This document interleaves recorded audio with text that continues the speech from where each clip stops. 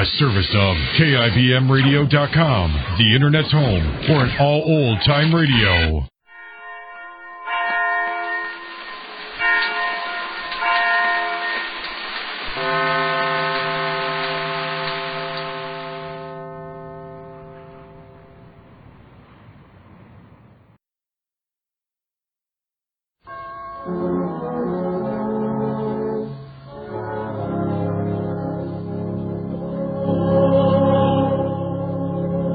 The greatest story ever told.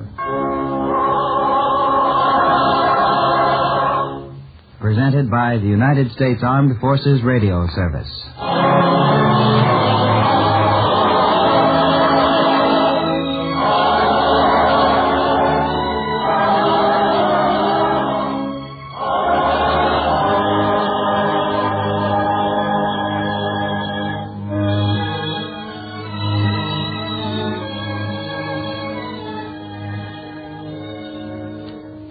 Tonight we present The House in Darkness, a drama based on a teaching from the greatest life ever lived.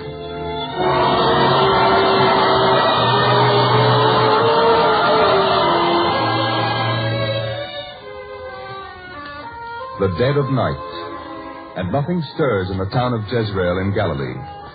The sentry drowses at the town gate. The whole town is quiet and peaceful. And yet in one house, the largest house in town, a figure moves stealthily in the darkness. A hand reaches out toward the heavy iron handle of the door. The bolt is slipped. The sound echoes in the house. The housekeeper in her bed stirs suddenly in fearful waking. She leaps up and starts from her room out to the great hall. From there she sees the stealthy figure at the door. Conquering her fright, the woman calls out, "Who is it?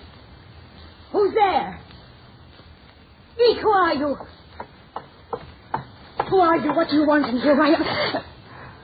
No. Mistress, you? Yes, Sarah, it's I. You spy on me all the time. Mistress, you leave here in the middle of the night? Why? Where do you go? Please, Zara, no questions. You know you have not been feeling well ever since your son, the young master of this house, died. You can't go out at this time of night. I am going. But where? Why? Won't you tell me? Haven't I been servant to you since I was a mere girl, and then your housekeeper for so long a time? Can't you confide even in me? If I could tell anyone. Please, mistress, you can tell me. Zara, I go from here to the town gate. If the sentry is drowsing, I can slip through the gate and away from the town unseen. But why? There is a cave in the hills outside the town. There is a witch living there. A witch? Mistress, it is forbidden for 1,000 years. Our law has forbidden it. And if it has, King Saul himself went once to see a witch at Endor in time of trouble. It is so even in the scriptures. I am going. But if you are caught? I don't care. If it will enable me to see my son again. Mistress, what are you saying? See your son again? 2 years dead, 2 years. Oh, mistress, what are you saying? The witch in the hills has promised. With her herbs and her strange powers, she can do it. I'll see him again. Hear him again. No, mistress, it cannot be. It isn't possible. It is. I shall see him again. My son. No, please, no. You can say no. You are not a mother who has lost her only child. You don't know what it means. The heartbreak, the emptiness, the nothingness which remains. No, you were never a mother. I am going. All right, mistress. If you insist on going. But at least let me go with you. Let me go along to protect you. If you wish, Sarah. But you must promise never to mention this to anyone.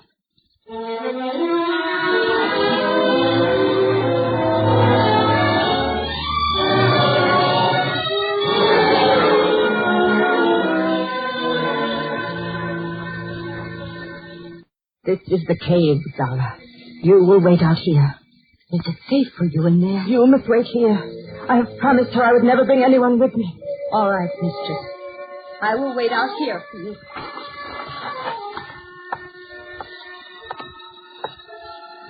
Woman, I am here again. Ah, it is you, Rebecca. Yes. This time will there be some sign of my son? Some sight or sound of him? Perhaps. This time. Sit here. Yes. Ah, good. Now, you brought the silver to influence the spirits. Yes. This time even more. I want to be sure this time. Place it here on the stone of the spirits. This time, will I have some word or sign of Absalom? You must be quiet, else how can I tempt the mysterious spirits to accept the silver?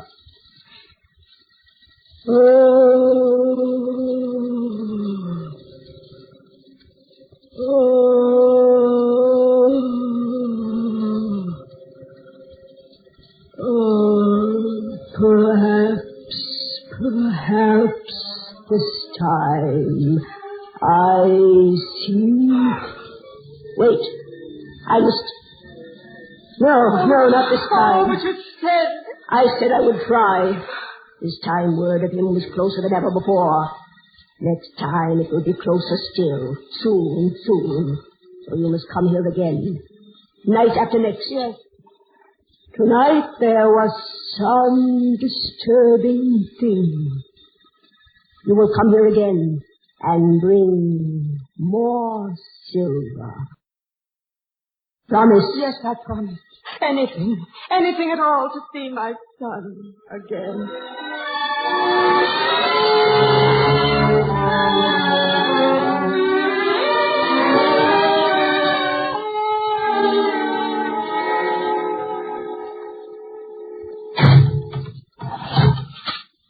Now, mistress, to your bed and rest. Rest? Zara, you shouldn't have come with me. Well, what is it, mistress? I did nothing. I did as you told me. It's your fault I didn't see him. It's just come to me. What she said about a disturbing influence. You were there. It was your fault. No, mistress, please. You cannot see him again. Never. The dead are dead. Don't say that. I speak only for your own good. Absalom was a fine young man. But he is dead. You must know that and go on to live your life among the living. Instead, you have made this house a tomb. You have made his room a dark place for brooding where no one but yourself is allowed. You cannot go on like that, mistress. You can't. Zara, you will leave this house forever. Mistress, you say that to me? Yes. I see now by the way you talk that you're as cruel and heartless as the rest of them, who would want me to forget that my son never lived. Forget him? Could I forget his gentleness towards others? His kindness? This house open to all who needed help. This house should be that way again. Never. I must live alone and in darkness the rest of my days. I have no life without him. But, Zara, I spoke too hastily. You won't leave me, will you? No, mistress. I shall forget your words spoken in anger. Now let me help you to your bed. Yes, Zara. Please do that.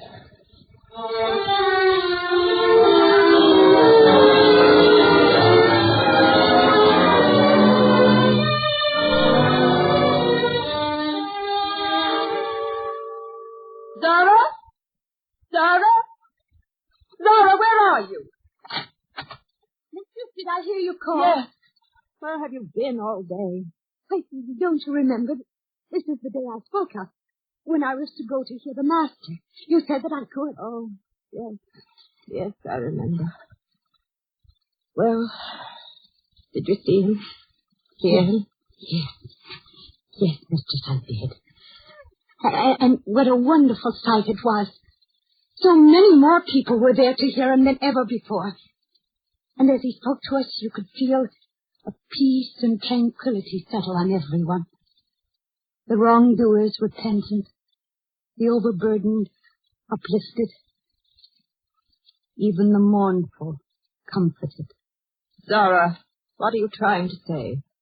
That you might come with me. I never go out during the day, you know that. Yes, I know. That's one reason I did what I did. What? Well, at the end of the teaching, great black clouds began to gather. A storm. It will break very soon. You said you did something. Yes.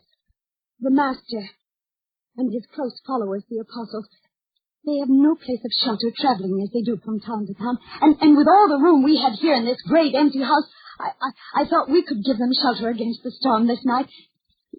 So I asked them to come here. It will not happen. Not in this house. No, please, mistress. I've already asked them. We can't turn them away now. Surely you wouldn't close your door against the Master. They will not enter here.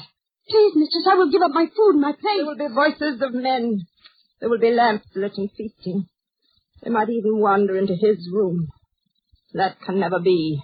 No one goes into that room. No one but me. It was Absalom. It will never be anyone's else. They needn't see the room, even know of it. Though such a room could shelter many men in a storm. No, Zara. Please, mistress, you heard the storm is broken. No, Zara. You will tell them that...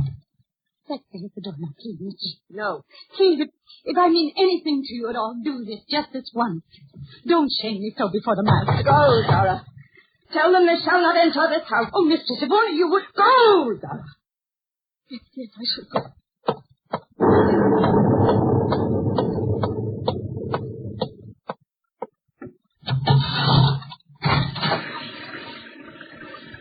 Master.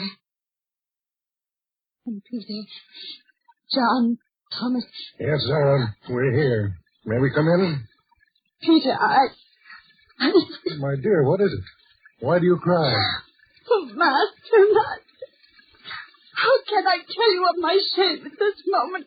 How can I? My good woman, what is it? Can we help? Peter, none of you may enter here. We may not enter this house? That's right.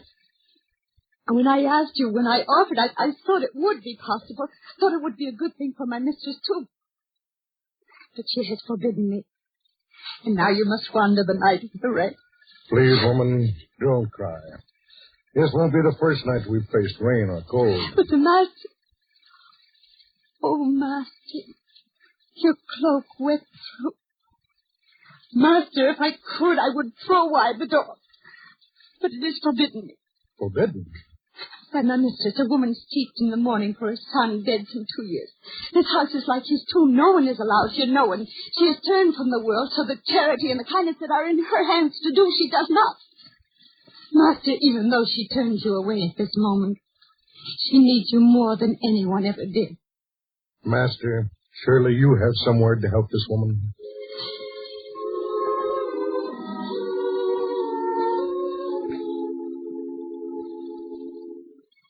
Let the dead bury their dead, but go thou and preach the kingdom of God.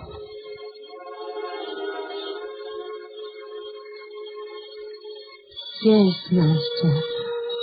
I will remember those words. I shall try to carry them to my mistress and open her heart, Master.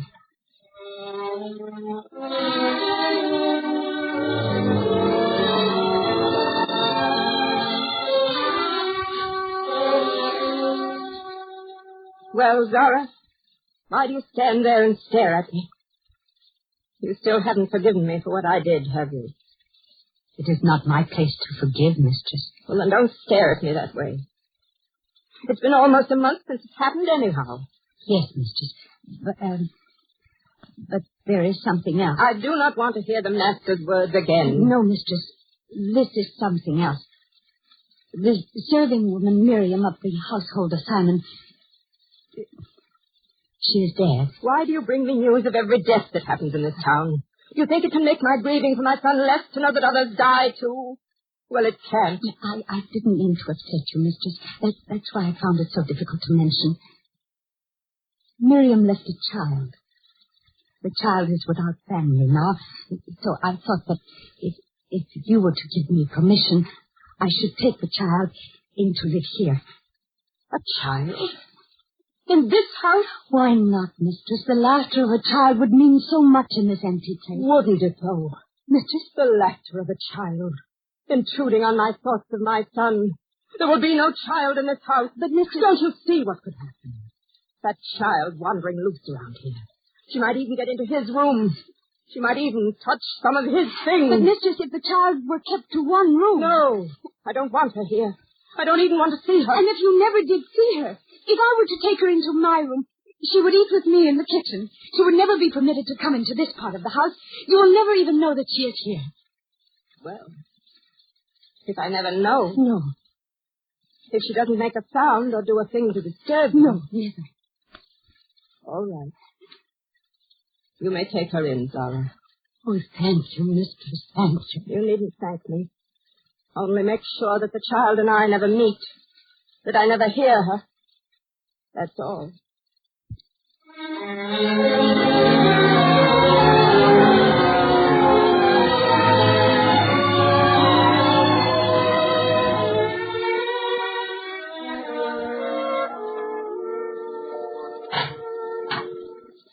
Here, Rhoda. This is the place. This kitchen.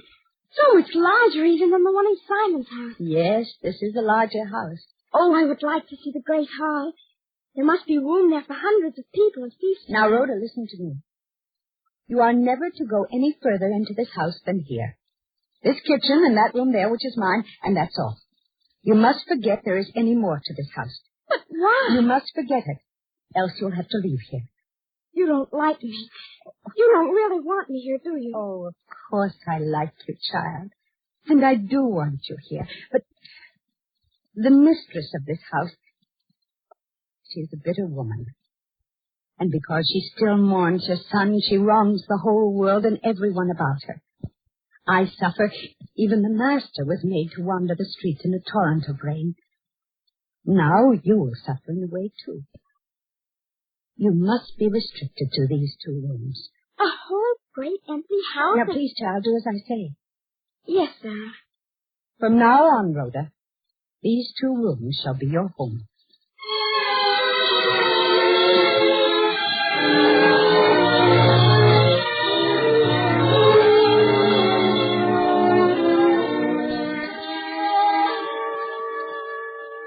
Zara, I've been waiting for you to come out of the kitchen. Yes, mistress. The child is here, isn't she? More than a week, mistress. You see, I told you she'd be so quiet you wouldn't even know she was here. I told you. Quite so. Insofar as noise is concerned. What does that mean? At his place at the table in the great dining hall. Well? That dish which was his favorite. It was never to be moved. I know. It has been moved. Oh, no. It has been moved. No. Did you move it? And neither did I. That child has been in here. In this part of the house. But I don't understand. I told her. That's what I meant about children. They promise to be good, but then somehow they always forget their promises. That's why I never wanted that child here in the first place. Mistress, I shall talk to her. If it did happen, I shall see that it never happens again. If it does happen again, the child goes. And you, too. Remember that.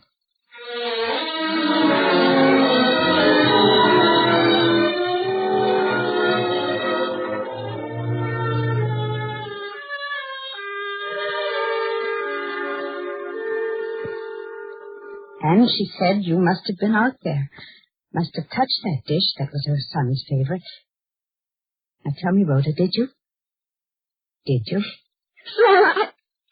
Oh, my child, don't cry. I won't punish you. Not if you tell me the truth. I couldn't help it. I couldn't. I kept thinking about the great hall and how it would look. So beautiful.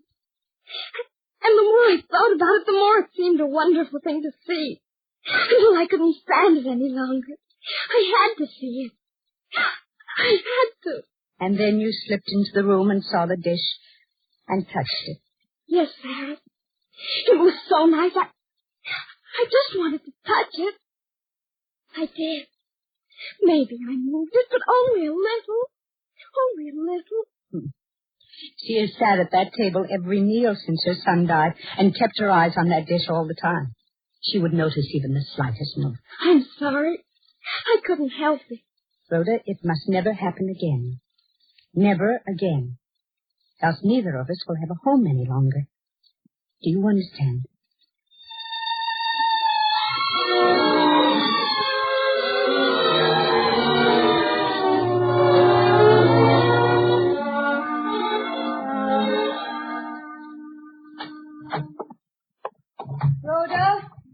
Rhoda, I've just come from the market and...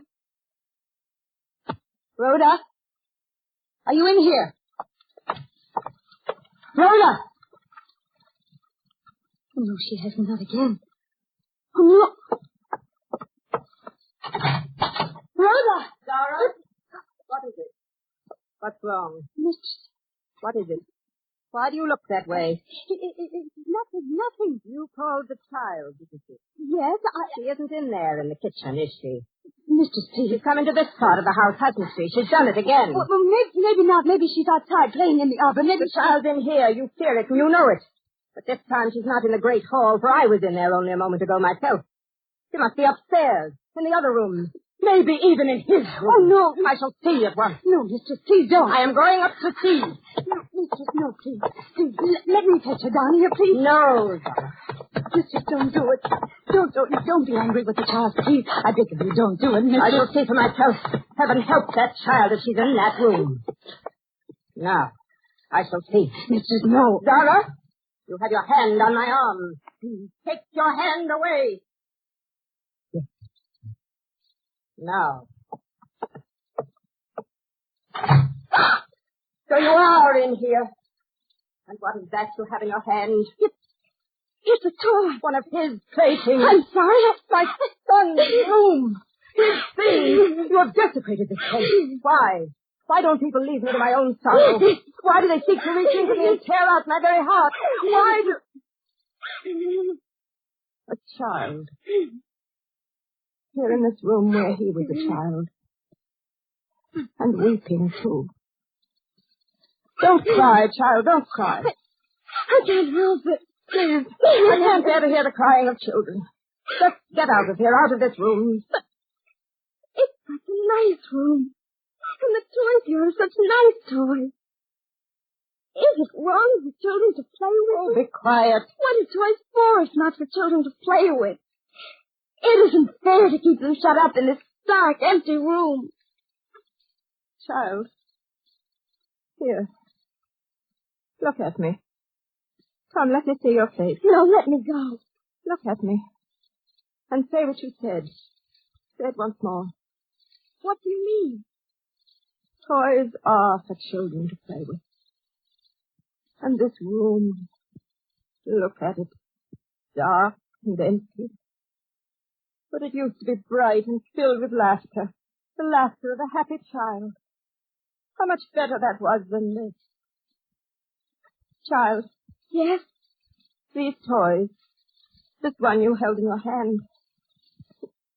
Would it make you happy to have it? Why, yes, it was. It was. Then have it. Have them all. All. What did you say? Mistress, did you mean it? Yes, Zara, I meant it. And Zara, draw back the hangings that shut the light out of this room. Draw them back. Yes, mistress. Yes, I shall draw them back. There. Light. Sunlight. For the first time since that day. Since the day he died in this room. Oh, the light is good in here. Child, let me see your face. I've never seen it before, you know. Yes, mistress. A sweet face. And good, too. And you are so innocently wise, my child. Yes, toys are for children to play with. And a house is for people to live in. This home will be like that from now on, Zara. Oh, yes, mistress. No more darkness. No deathless silence here any longer. But people and the sounds of life, voices and laughter, even tears. All of them are sounds of life. The world has not died. Only my son has died. I know that now. Child. Yes? This was a child's room once, and it will be that again. This shall be your room from now on. Thank you. Oh, mistress, bless you. Zara, now I realize the harm I've done to you. And what I did to the master, turning him away into the storm. And then to this child. Everyone suffered because I gave myself to selfish and destructive grief for far too long a time. Now I shall turn from grief and follow the master's way. This house, Zara, and my life from now on are dedicated to the living. No one in need shall be turned away ever again. My son would have liked it that way.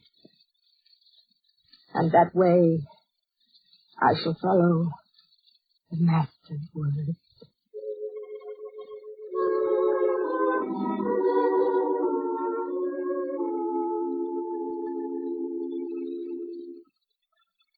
Let the dead bury their dead, but go thou and preach the kingdom of God.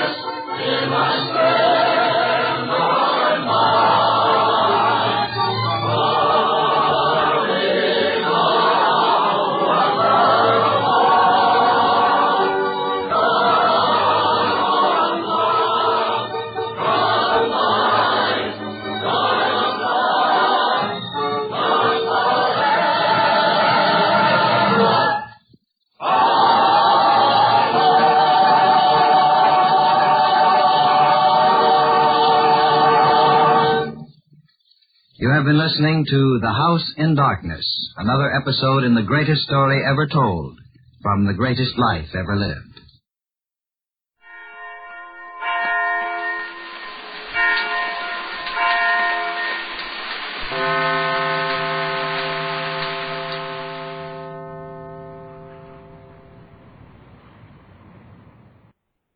Commodore John Barry, the father of the United States Navy.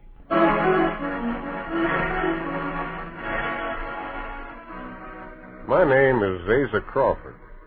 I'm a sailing man. I saw this country born in the year 1775. The colonists had fired the shot heard round the world at the Battle of Lexington. At sea, the battle would begin as soon as the colonies found men to take their ships to sea against the superior British men of war. But His Majesty's Navy tried to discourage the sailors of the colonies. Let it be known that any naval officer of the British colonies in America who takes up arms against His Majesty's men of war will be summarily hanged for his treasonable act. Let all colonies be warned that... Some of the men of the colonies took the warning, but not my captain. One winter night, a visitor came aboard our merchant ship, the Black Prince, where we were docked alongside Water Street in Philadelphia. I took the visitor to the captain's cabin. Yes, sir. Gentlemen to see you, Captain. Oh, come in, sir. You're welcome. Captain John Barry? At your service, sir. My mission is secret. I would speak to you alone. You may speak freely before Asa. He's been my chief bosun for years. Be seated, sir. I think I know your mission. You're from the Continental Congress. That is correct. You have offered your services to the Congress, Captain Barry. I have, sir. You are aware of the risk? The British will have to catch me before they can hang me. I wish others felt as you do. There are some questions. I've been asked to write down the answers. I understand, sir.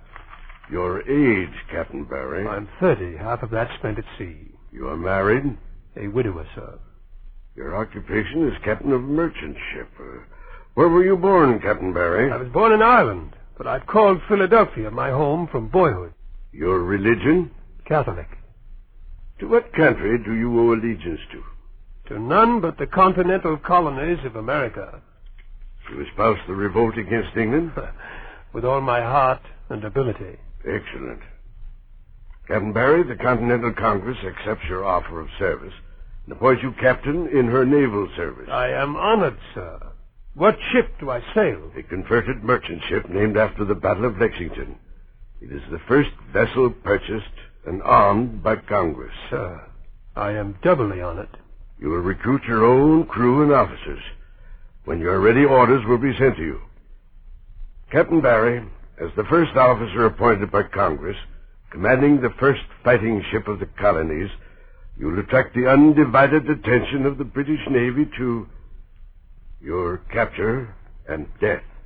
Sir, you may inform the members of the Congress that the Lexington will be ready for battle at the earliest possible moment.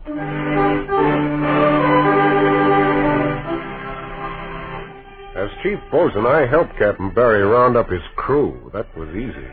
Their capture would only mean imprisonment. But officers were another thing. They knew their capture meant hanging. Well, they say you were gone a long time. Did you find him? Every place I stopped along Water Street, Captain, they told me he just left. That young scallywag. Every port braces for a storm when John Paul Jones arrives. But I do need him for my second-in-command. Well, I left word for him to come here. All right, then. I only hope he'll sail with us. I'm thinking we can use some of his spirit against the British.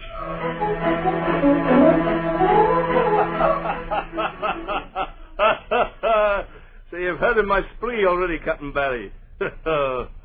Philadelphia's not the port it once was.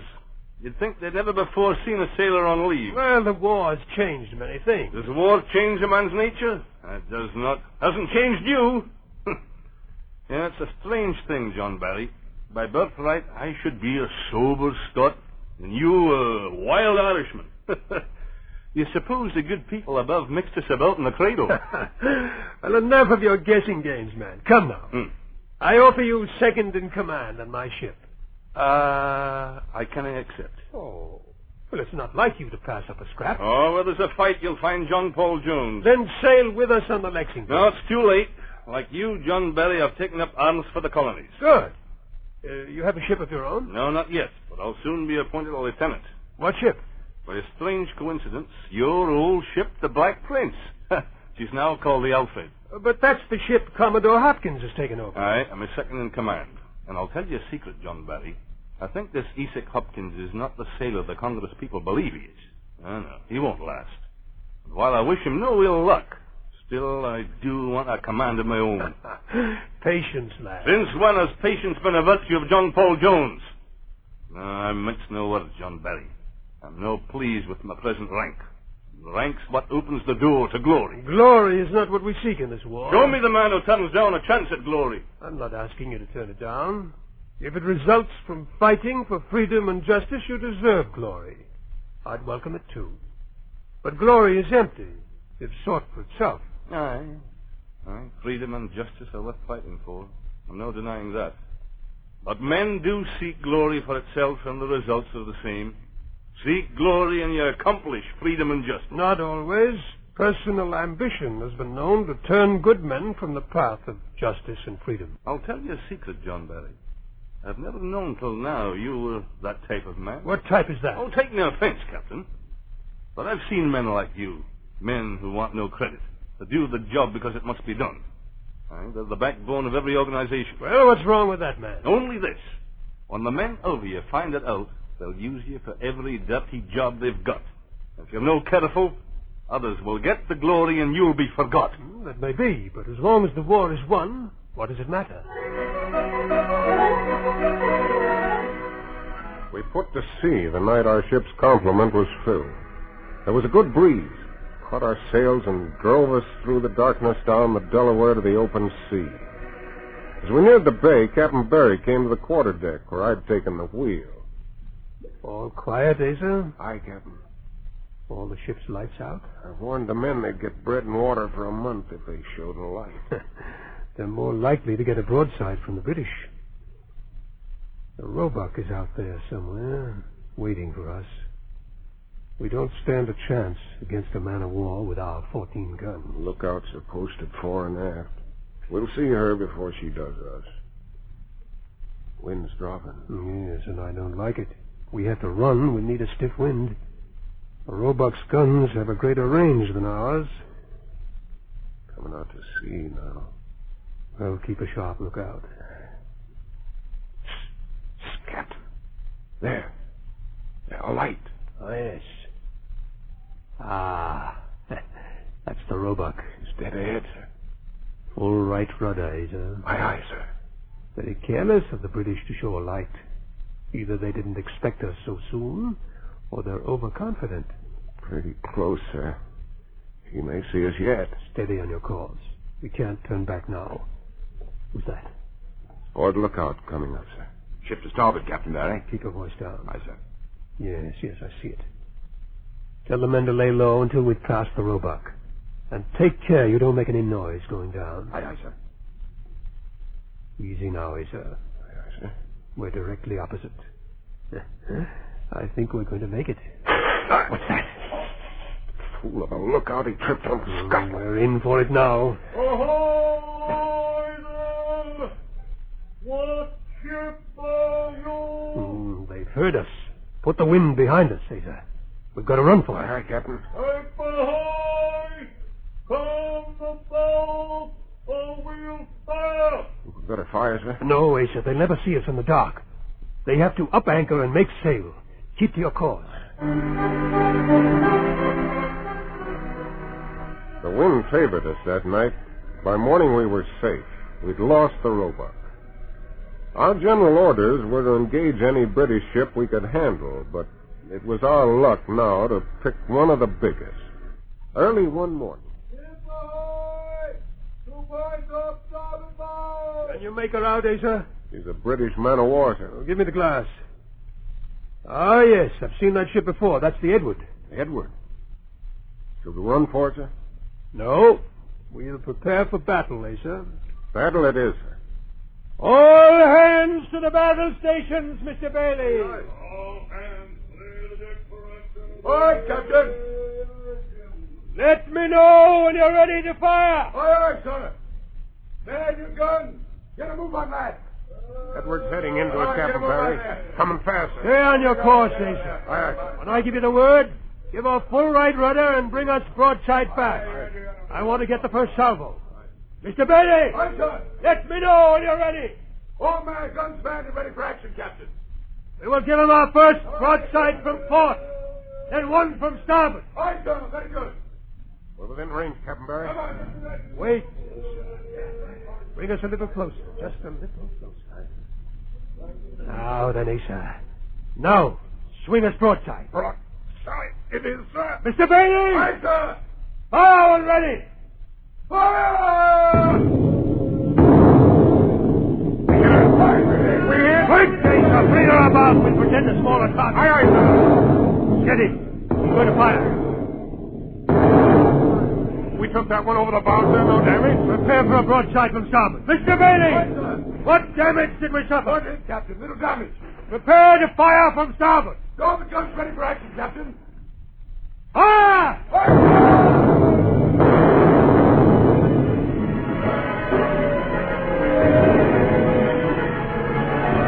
That battle lasted for an hour and 20 minutes. Captain Barry's maneuvering kept the enemy at our mercy. We sustained little damage, but the Edward was shattered. One by one, her guns went out of action. And then... Take us alongside, Asa. Aye, aye, sir. Mr. Bailey! Sir. Cease fire! Aye, aye, sir. Cease fire! Prepare to board the Edward. Aye, aye, sir. Man those grappling hooks. Prepare to board ship!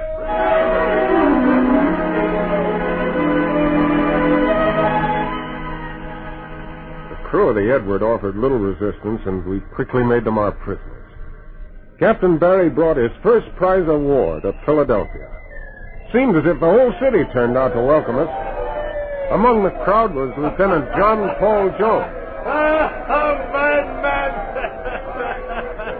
And can this be the same Captain Barry who didn't want glory? Why, you young devil, I said I appreciate glory, but I wouldn't seek it for itself. Well, seek it or not, you've got it. I envy your record, man.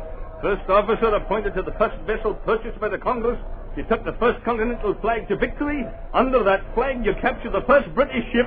And now you bring the first prize of war to Philadelphia. Aye, the way you say it, lad, I'm impressed myself. This is your opportunity, Captain Barry. Profit now by your reputation. Make them give you the orders you want. But come now, come. Tell me of your own trip. Not a victory to our credit, and we had a small fleet of ships to your one. But listen to this, John Barry.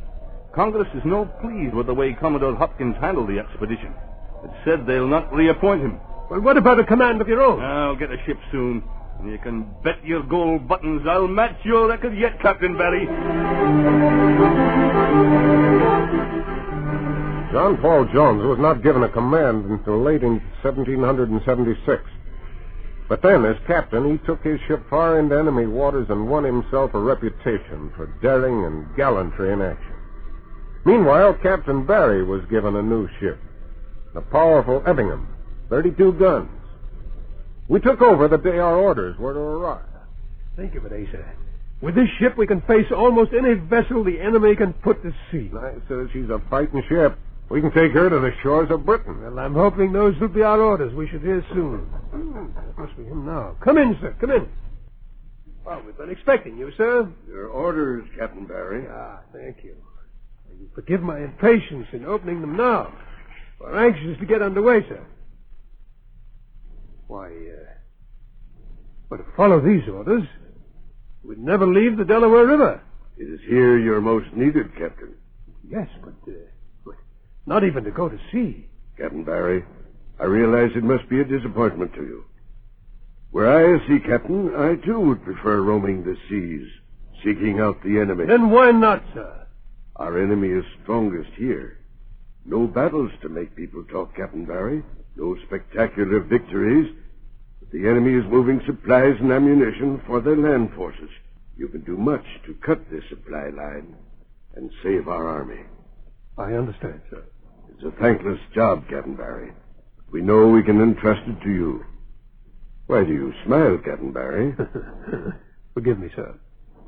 I was remembering some words of advice once given me by a friend. But it's of little matter. The orders will be carried out to the letter.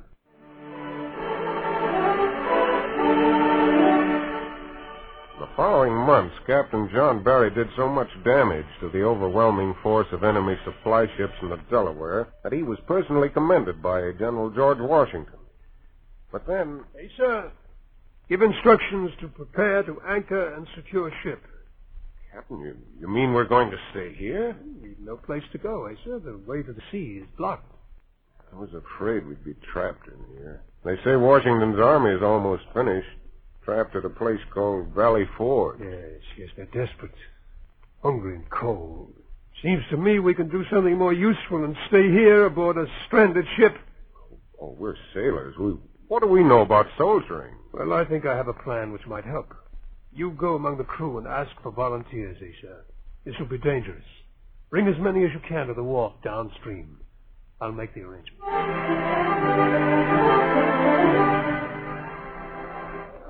Here we are, Captain Barry.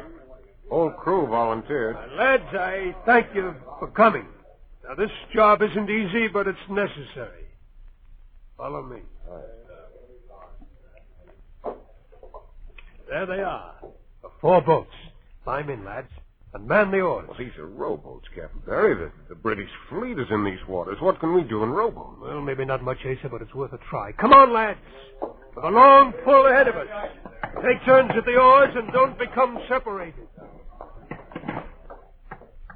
We rowed all that night in the cold wind with the spray whipping up over our perspiring bodies. We took turns at the oars, and before it grew light... Hold it, lads. Quiet. An enemy ship, Captain Barry. Dead ahead. Yes. Everybody seems to be asleep on us. We've still got time to get away. Oh, this is what we've come for, eh, sir? Pass the word along to the other boats. We're going aboard. Come on, lads. And quiet now. What about the crew, Captain? Up you go, lads. Come on.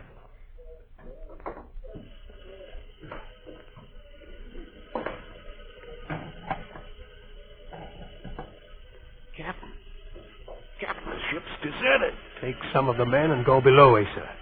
You'll find the crew and the officers down there sleeping. They've heard a ship was coming, but they didn't expect small boats, lad. You'll have no trouble making them prisoner. When daylight came, I saw another reason why the British didn't expect us. We'd rowed the small boats through enemy waters all the way from Burlington to Port Penn to make our capture. A trick that's never been equaled in naval warfare. But one thing puzzled me. Is everything ready, eh, sir? Aye, Captain Barry. We're ready to make sail. Now that we've captured her, what can we do with her? We can't move up or downstream without being spotted and caught. We're not going to take this ship back, eh, sir? We're going downstream a ways and beach her. After the risk we took? Well, it's not the ship we want, eh, sir? But it's what she carries. Food and supplies. There's enough of that aboard to feed and clothe an army. Exactly, eh, sir? And it's for an army. An army of men facing defeat unless they get food and clothing. And if they're defeated, our cause is lost. There's only one army. Washington's men at Valley Forge. I've made arrangements for the supplies to be picked up downstream. Make sail, eh, sir? We don't want to be late for our appointment. An army is waiting at Valley Forge.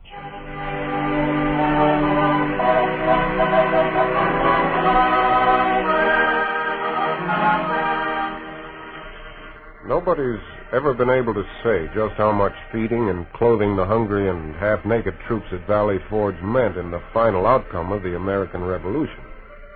But Valley Forge was the turning point. After that, Washington's men moved on to victory.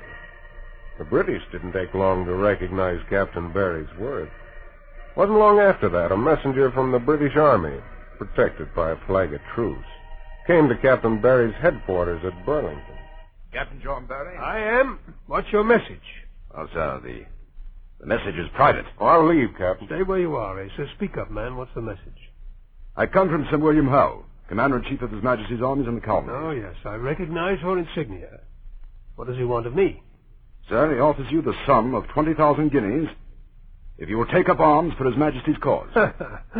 Bless the man. Well, he doesn't like gold. You are also offered command of a frigate in His Majesty's Royal Navy as a reward for taking up His Majesty's colours in battle. Anything else? That is the message, sir. Then bring this answer to General Howe. Tell him the command of the whole British Navy would not induce John Barry to abandon the cause of liberty.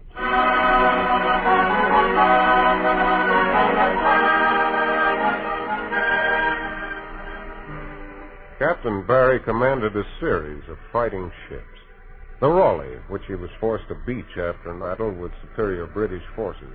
Then the Alliance, with which he captured the British ships Atlanta and Trapassi. He suffered severe wounds in the battle aboard the Alliance. When he recovered, he was assigned to the risky job of transporting important persons across the ocean. One of these was the Frenchman, Lafayette.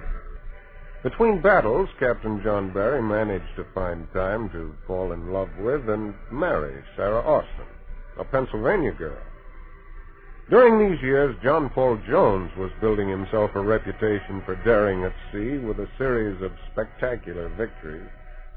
But when the old friends met again, Captain Barry saw anger written on the other's face. Oh, man. It's not like John Paul Jones to scowl. Why, you're acclaimed everywhere for your victories. What thanks do I get from the Congress? You've seen the rankings? Of course. Of the captains in service, I'm ranked 18th. I don't like it, Captain Barry. Nor should you. You're ranked only 7th. Well, there are good men ranked above me. Oh, blast the good men. Most of them were afraid of their necks and held back at the beginning, didn't they? You've more reason for anger than I. And I told as much to the Congress. You should get double credit for volunteering in the beginning, taking command of the first vessel. But what did they rank you? 7th. And myself, the 18th down the line. Patience, lad. You'll get the credit you deserve, all in good time. By the way, I have something for you. My wife requests you to do her the honor of flying this from your ship. A flag? What, she made it for me? For your new ship, Captain Jones. Well. Tell her I'm honored. And the bonhomme Richard will fly this flag proudly.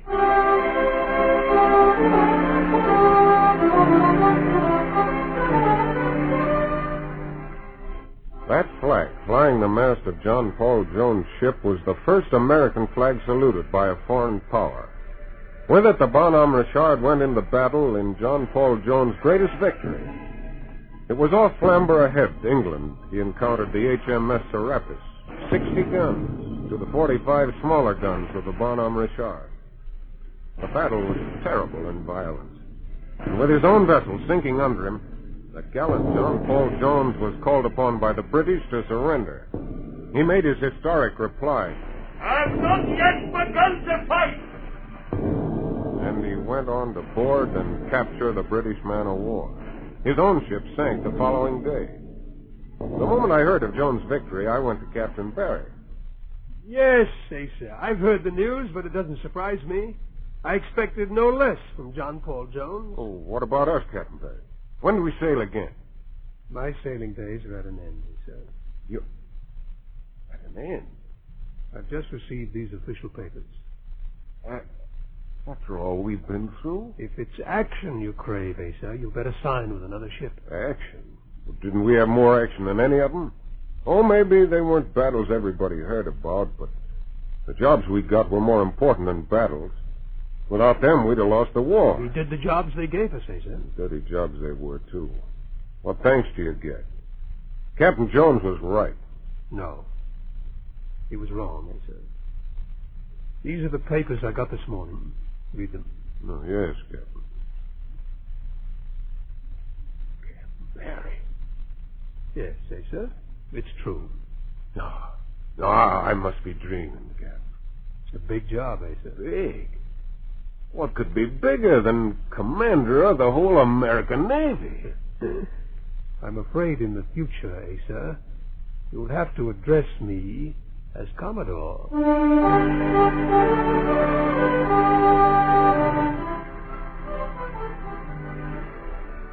That was Commodore John Barry's last assignment. He continued to serve and was head of the Navy after the Revolution, when he died in 1803. He lived to see his friend John Paul Jones leave the American service in 1782 to accept the rank of Rear Admiral with Russia. After reorganizing the Russian Navy, Jones went to Paris, and there he died in 1792.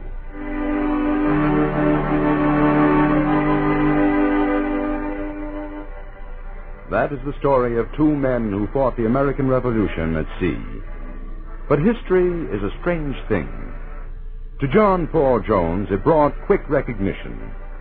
Today, his remains are interred at the Naval Academy at Annapolis, and his grave bears this inscription: "He gave our Navy its earliest tradition of heroism and victory." The body of Commodore John Barry lies buried in a churchyard in Philadelphia. Some men have given to John Paul Jones the title of the father of the American Navy. But through the years, an ever-growing faction of Americans has disputed the granting of the title, in the belief that it rightfully belongs to the man who so unselfishly devoted his life to his country, Commodore John Barry.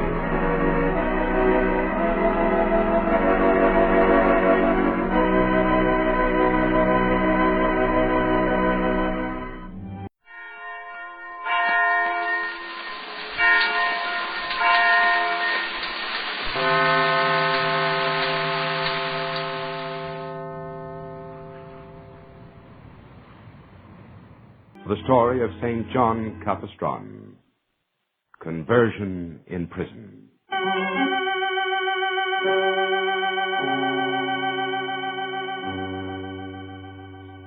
St. John Capistr was born and grew to maturity during a period when the Christian world was torn asunder, and the papal supremacy and authority, which had stood for centuries, was threatened with disaster by the enemies of the Church. Capistr, who in 1409 had received his license from the University of Perugia to practice law, was fired with ambition to make a career of government service. Bianca, I have great news. I've been offered a position of consular at the royal court in Naples. Oh, John, I'm so happy for you. Of course, the friendship of my family and King Ladislaus may have been responsible, but... No, it had very little to do with it. Everyone knows you made a brilliant record at Perugia. The king is very lucky to have you as a counselor. King Ladislaus has a driving ambition to become king of Italy. In time, he may become the emperor. And I will be the wife of John Capistr, the emperor's right hand. Bianca, that's another thing I came to see you about.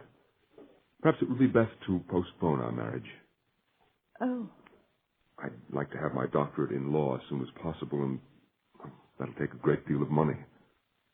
But would not my dowry... No, absolutely not. I wouldn't think of using a cent of the dowry. I must make my own way.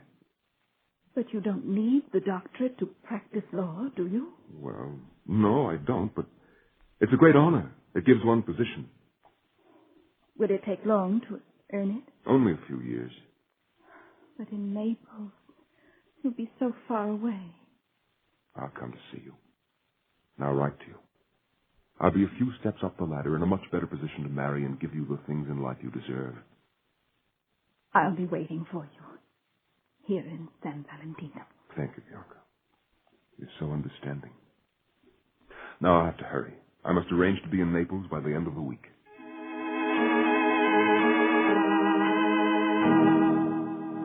The sessions of the royal court soon introduced John Capistr into delicate and confidential political secrets. But blinded by admiration for his king and his ambition to attain power and wealth, he would not or could not see that he was being used as a tool by Ladislaus. Sire, in your case against Count Arthur and his son Ercole, I have made a thorough investigation. And what are the conclusions? The father undoubtedly is guilty of high treason. And the son? Sire, there is no evidence that will stand in law that the boy was connected with the plot against you. That's too bad. I'd hoped the young count would be found guilty along with his father. Well, the boy should be released at once. How can you be so sure the boy was not mixed up in the plot when the father is so treacherous? Arthur took special precautions not to let his son know what he was doing. But when we execute the father, the boy may at some future day try to revenge his death. The law can't condemn a boy for some act which might take place in the future. In other words, I have to wait till he pulls a dagger on me before I can do anything. Until there is an actual threat against your welfare or an overt act, there can be no legal case against the boy. Nevertheless, I would like to frighten Ercole so soundly that he'll never try to follow his father's steps. How do you propose to do that? The court will condemn them both to death. What? The father will be executed, but then the son will be told that he is innocent and released. No. No, I don't like it, sire. Come, Capistr, no harm will be done. The boy will rejoice that his life has been spared, and the sight of his father executed will teach him a lesson. I would rather not see the court of law use... It is my wish. Well, then, of course, I will do as you say.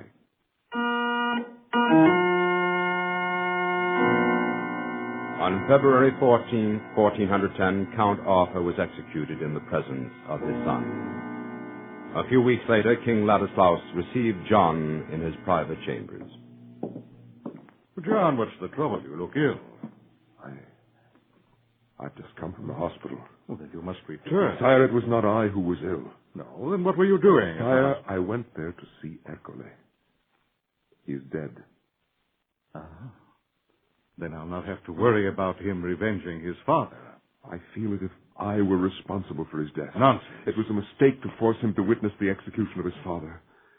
He had a stroke the day after and never recovered. Well, it's done. Forget about it. That will not be easy, but... But you will try. Now, I've called you here to tell you I'm advancing my army into Florentine territory. But the Council of Cardinals is meeting at Pisa to see if they can end the schism within the Church. Exactly. Any movement of troops on your part will wreck the Council. That is my objective. But, sire, this situation where two popes try to rule is intolerable. The people want peace. Ecclesiastical peace does not fit my plans. prefer this situation? Why do you think I occupied Rome and the Papal States last year? I assumed it was because of an expected attack by the French. Ah, yes. They called me protector of the Pope, defender of Rome. I can tell you now the French were in no position to attack. I myself spread the rumor that they were threatening. I begin to see, sire. Good. With the church weakened by internal strife, the time is ripe to strip her of her possessions. Yes. There is no reason why the church should control the Papal States. Already people refer to me as the King of Rome. The next step is to become King of Italy. And then, Emperor. I understand. And approve. I approve. Good.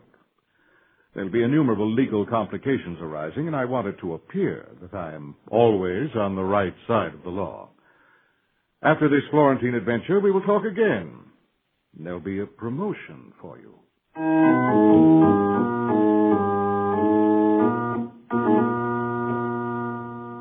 When Ladislaus moved into Florentine territory, he found the people prepared to meet him, and he withdrew. The council met and deposed both popes and elected Alexander V. But far from attaining unity, the church found itself with 3 popes. Ladislaus supported the Roman pope, but Louis of Anjou now marched to Rome, defeated Ladislaus, and put the Pisan pope, John XXIII, on the throne. Pope John stripped Ladislaus of his dominion over Naples and then excommunicated him. However, Louis of Anjou now suffered reverses. Provisions failed, his soldiers deserted, and went over to the enemy. John, I'm about to sign a peace treaty with Pope John, and I want you to check it. Treaty with Pope John? But he was put in Rome by force of arms. And I've reached the conclusion that he is the rightful pope elected by divine inspiration. Then you will withdraw your support from the Roman pontiff? What will become of him? He'll have to look out for himself. Sire, I would suggest that you permit the church to settle their internal affairs. Accept the decisions of the council. That's not the kind of advice I expect from my legal advisors. The pope is perfectly willing to make the treaty. What will be your reward? 4 cities in the Papal States as security for the 220,000 florins I've advanced him. And you'll be pleased to know that your old university town of Perugia is included. How would you like to go back there? I would welcome it very much. Then you will go. The captain of the city, whom I've just appointed, has asked that you be the judge of Perugia. Thank you, sire, for your confidence. A strong hand will be needed after the recent disturbances. Sire, something more will be needed if the judge of Perugia is to administer justice. And what is that? A free hand, as well as a strong.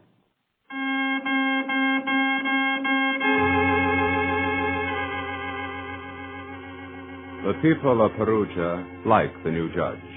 He was strict, but impartial and courageous, and kind to the poor.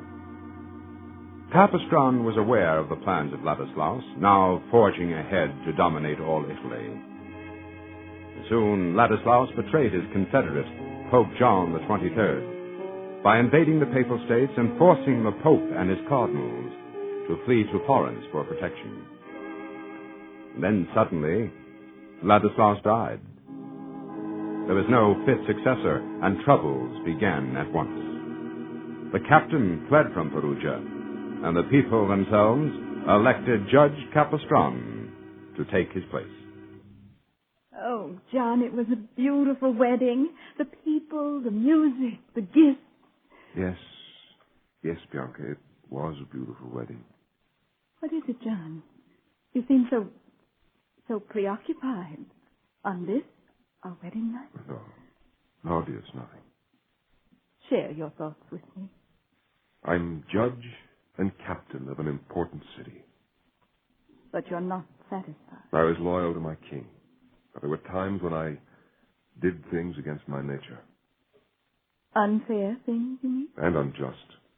Especially against the church, which needs unity. But now that the king's dead, you may be able to make amends. Yes, perhaps I can. I would like to go on with the law to study and attain my doctorate. And you will. Bianca, you've waited a long time for this wedding. But now that I'm married to you, it seems such a short time. My dear, Could you understand if I left you now tonight and returned to Perugia? Left me? John? Yes, before our marriage is consummated. Please try to understand. It's a feeling I have that I should wait. Perhaps you're trying to say that we've waited too long. I don't know. It's that I want to be absolutely fair to you. To know what this inner feeling is before I come to you as your husband. Then you must go, John. Come to me when you're sure.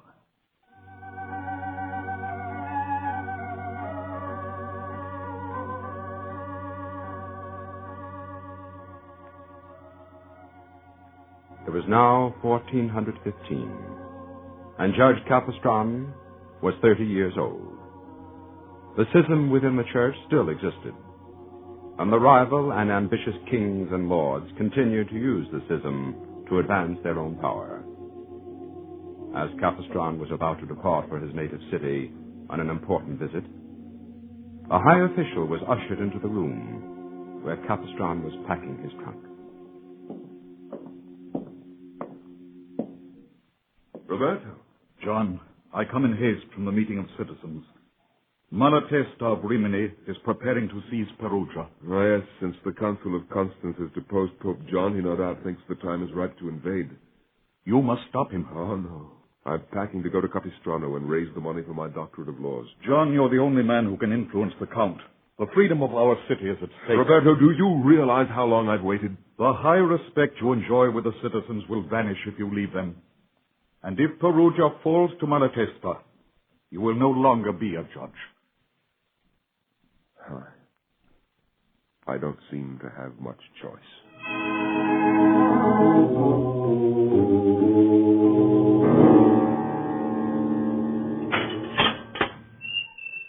In with you. I demand an explanation. I'm Judge Capistr of Perugia. I was on my way to Count Malatesta when ruffians seized me. Oh, so you're a judge. Since you're so important, my lord will get a good price for your ransom. Who is your lord? Inside. You're at Brufa. That's all you need to know. Will you tell your master who I am? Tell him it's urgent that I see Count Malatesta before he invades. Oh, I'll tell him gladly. But since my master was exiled from your city, I doubt whether he'll be interested in its fate.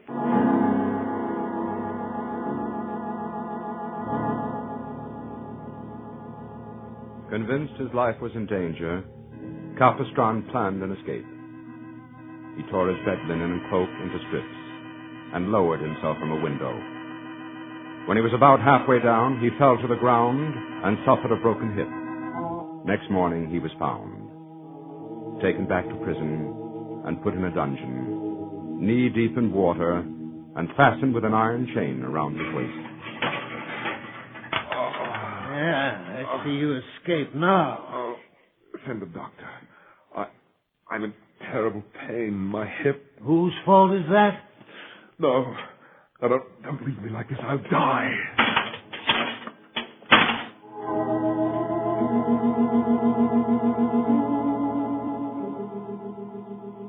After 3 days of terrible pain, his strength left him, and he fell into a faint.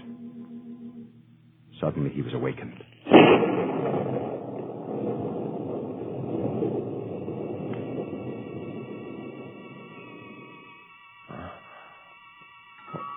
What is it? The light. I must be free. You. Who are you? If you are real, the name of heaven speaks to me. Oh, no. No, you're not real. I'm going insane. Get out of here! Wait. I know that habit. You're a Franciscan. You've come to torment me. What do you want of me? Speak. Say something. Don't stand like an ox. Speak. Jailer. Jailer! What's this noise? Can't I get a rest? What do you want? Who's been here? Then And it was real. I saw a Franciscan friar. Your hair. He cut your hair. It has been cut. Shaved. Like a Franciscan. Oh, but it's impossible. No one could come here without my knowledge. I saw him as plainly as I see you. What'd he say? Nothing. It's a miracle. I must report it to my lord. You must tell him what you saw. Say, you're not a Franciscan in disguise. I tell you, I'm Judge Capistr. Do I look like a begging friar? You do now. All you need is to wear the habit.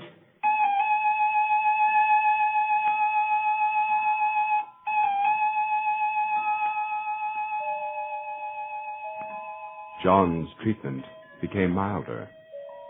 He was given medical attention. But it seemed that the world outside had forgotten him. Now he had time for contemplation of the seeming miracle of his close-cropped hair.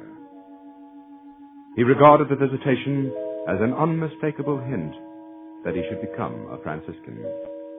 But the very idea made him shudder. Already the jailer was regarding John as a Franciscan. Oh, good morning, Father. Will you please not call me that? Oh, very well. But why does it upset you so? I'm not upset. I'm in constant pain. The days go by and I hear nothing about my ransom. The idea that I become a friar is too fantastic even to think about. I'm about to become a doctor of laws. I've no religious leaning, never have had. Then you will go back when you're released and take up where you left off? Yes. Well, why do you shake your head? You've changed greatly since coming here, especially since the vision.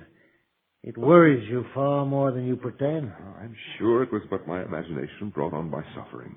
Then how do you account for the cropped head? I don't account for it. I don't know. Now leave me. I don't want to talk about it. All right, I'm going. I'm not supposed to do it, but if you wish to write a letter to your wife, I'll smuggle it out. I'm not married. I mean... Well, never mind, but thank you, jailer.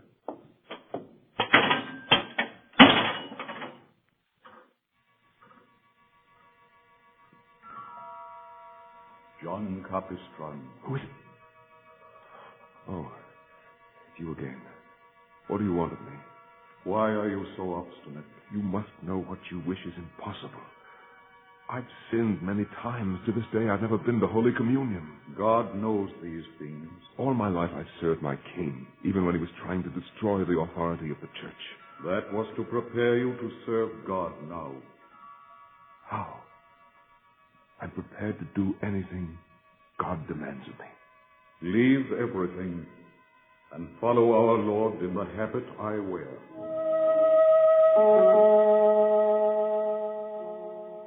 Jailer, will you get me brown cloth such as the Franciscans wear, and needle and thread?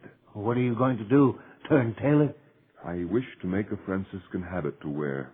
Oh, your man has come again. Yes. I'm to become a Franciscan. Get the cloth. I will pay you when I'm released. I will do it. And when I've made the habit, go to the monastery and ask one of the friars if he will visit a man in prison.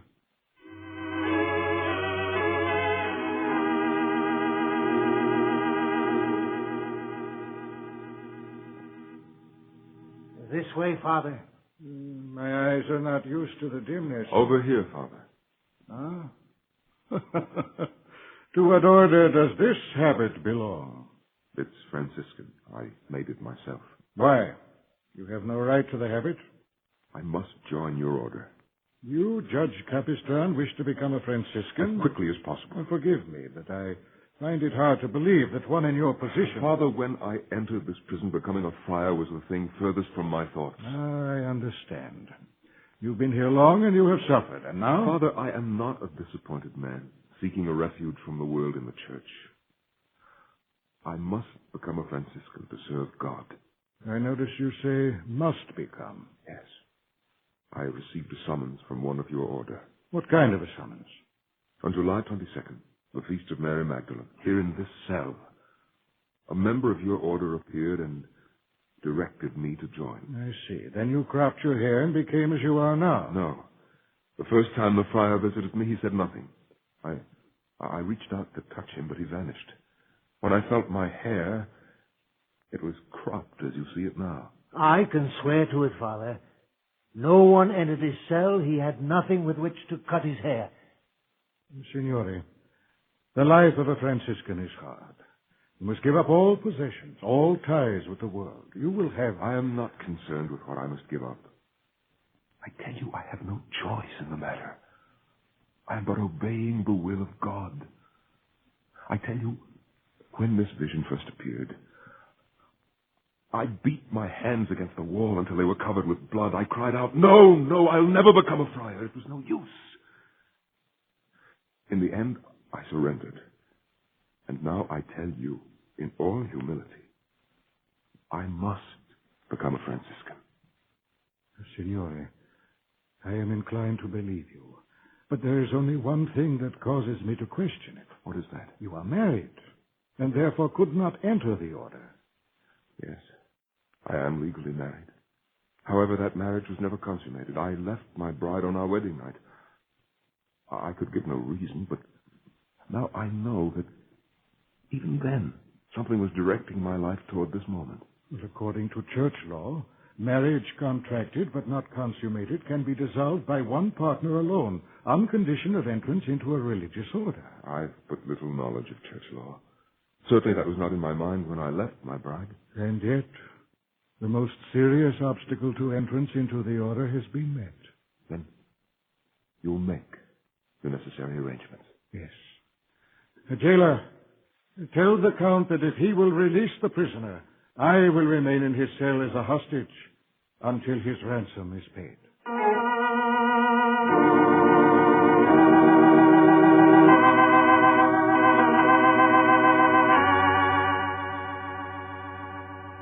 The ransom was soon paid. Capistr, accompanied by his spiritual advisor, hurried to Perugia and was welcomed by his friends.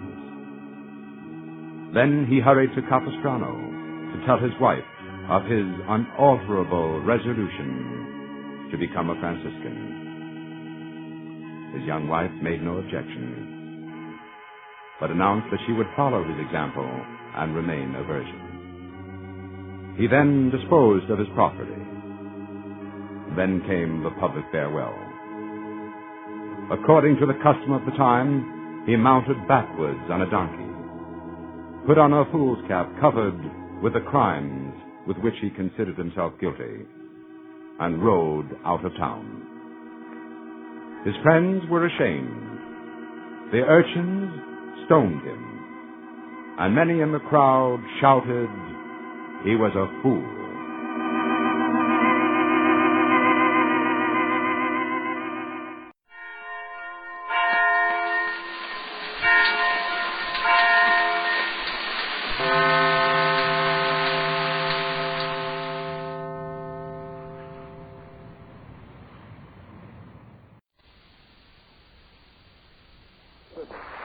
The House of Commons was summoned tonight for a special session.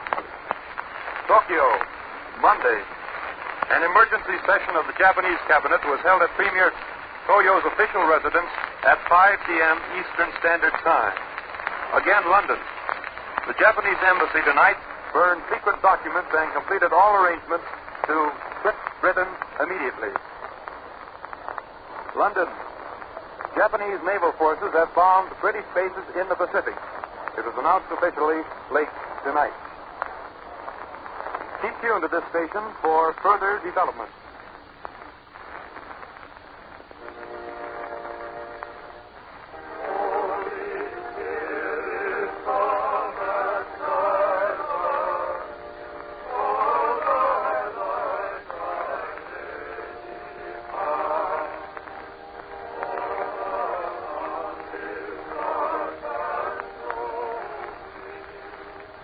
The National Broadcasting Company, in cooperation with the National Council of Catholic Men, presents the Catholic Hour.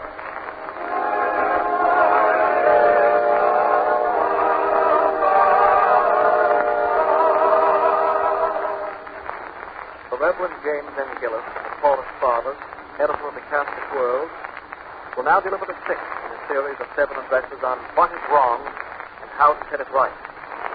His discourse today is entitled Politics in Religion, Religion in Politics. I present Father Gillis.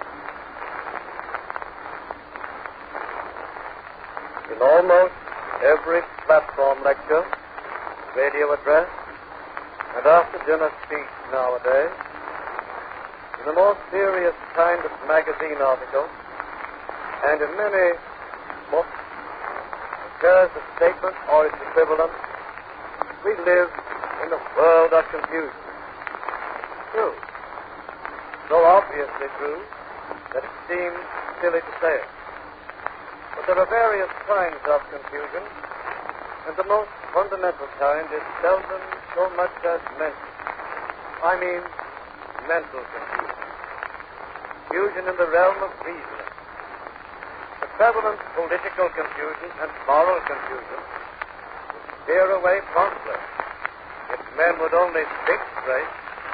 Of course, there are passionate persons who don't want to think. They seem to say, don't ask me to think.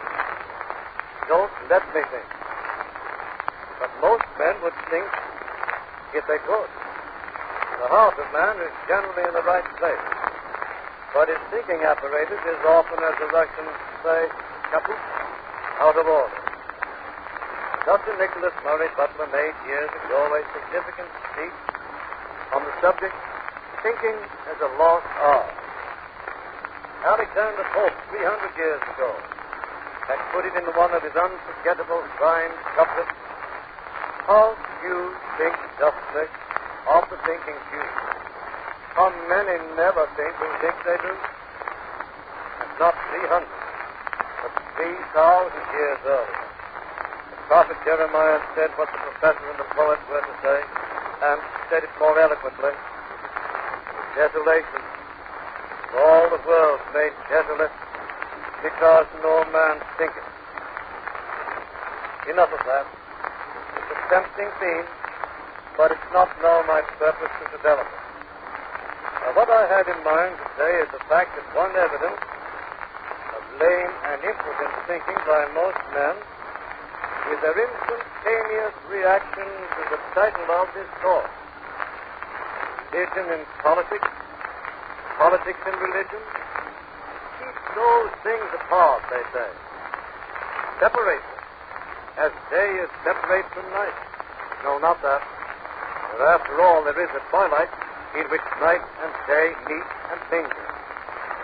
Separate politics and religion as the divisions of the hold of a battleship are separated with a bulkhead of steel. Separate religion and politics with the impassable abyss, which, as our father Abraham told Dives, separates heaven from hell. Which of the two, religion or politics, corresponds to heaven and which to hell, seems to be a matter of debate. In Russia, they say that religion is hell. In America, we profess to believe that politics is more likely to be a pit.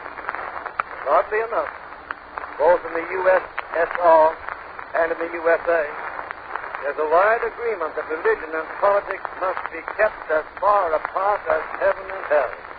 Indeed, a great many Americans will tell you that the principle of the separation of church and state involving dissociation of religion and politics is a fundamental postulate of our government. But from the beginning of the world until now, there has never been a kingdom, an empire, a state, a city, or any form of political society from which religion was excluded. It has never been done because it cannot be done. It has been attempted. It has been momentarily and partially accomplished. You can no more take religion out of a state and keep it out than you can take hydrogen, oxygen, nitrogen out of the air and keep them out. You can indeed make a vacuum, a small vacuum, in a laboratory. But when you produce a vacuum, nature summons all her force to destroy it. Nature abhors a vacuum.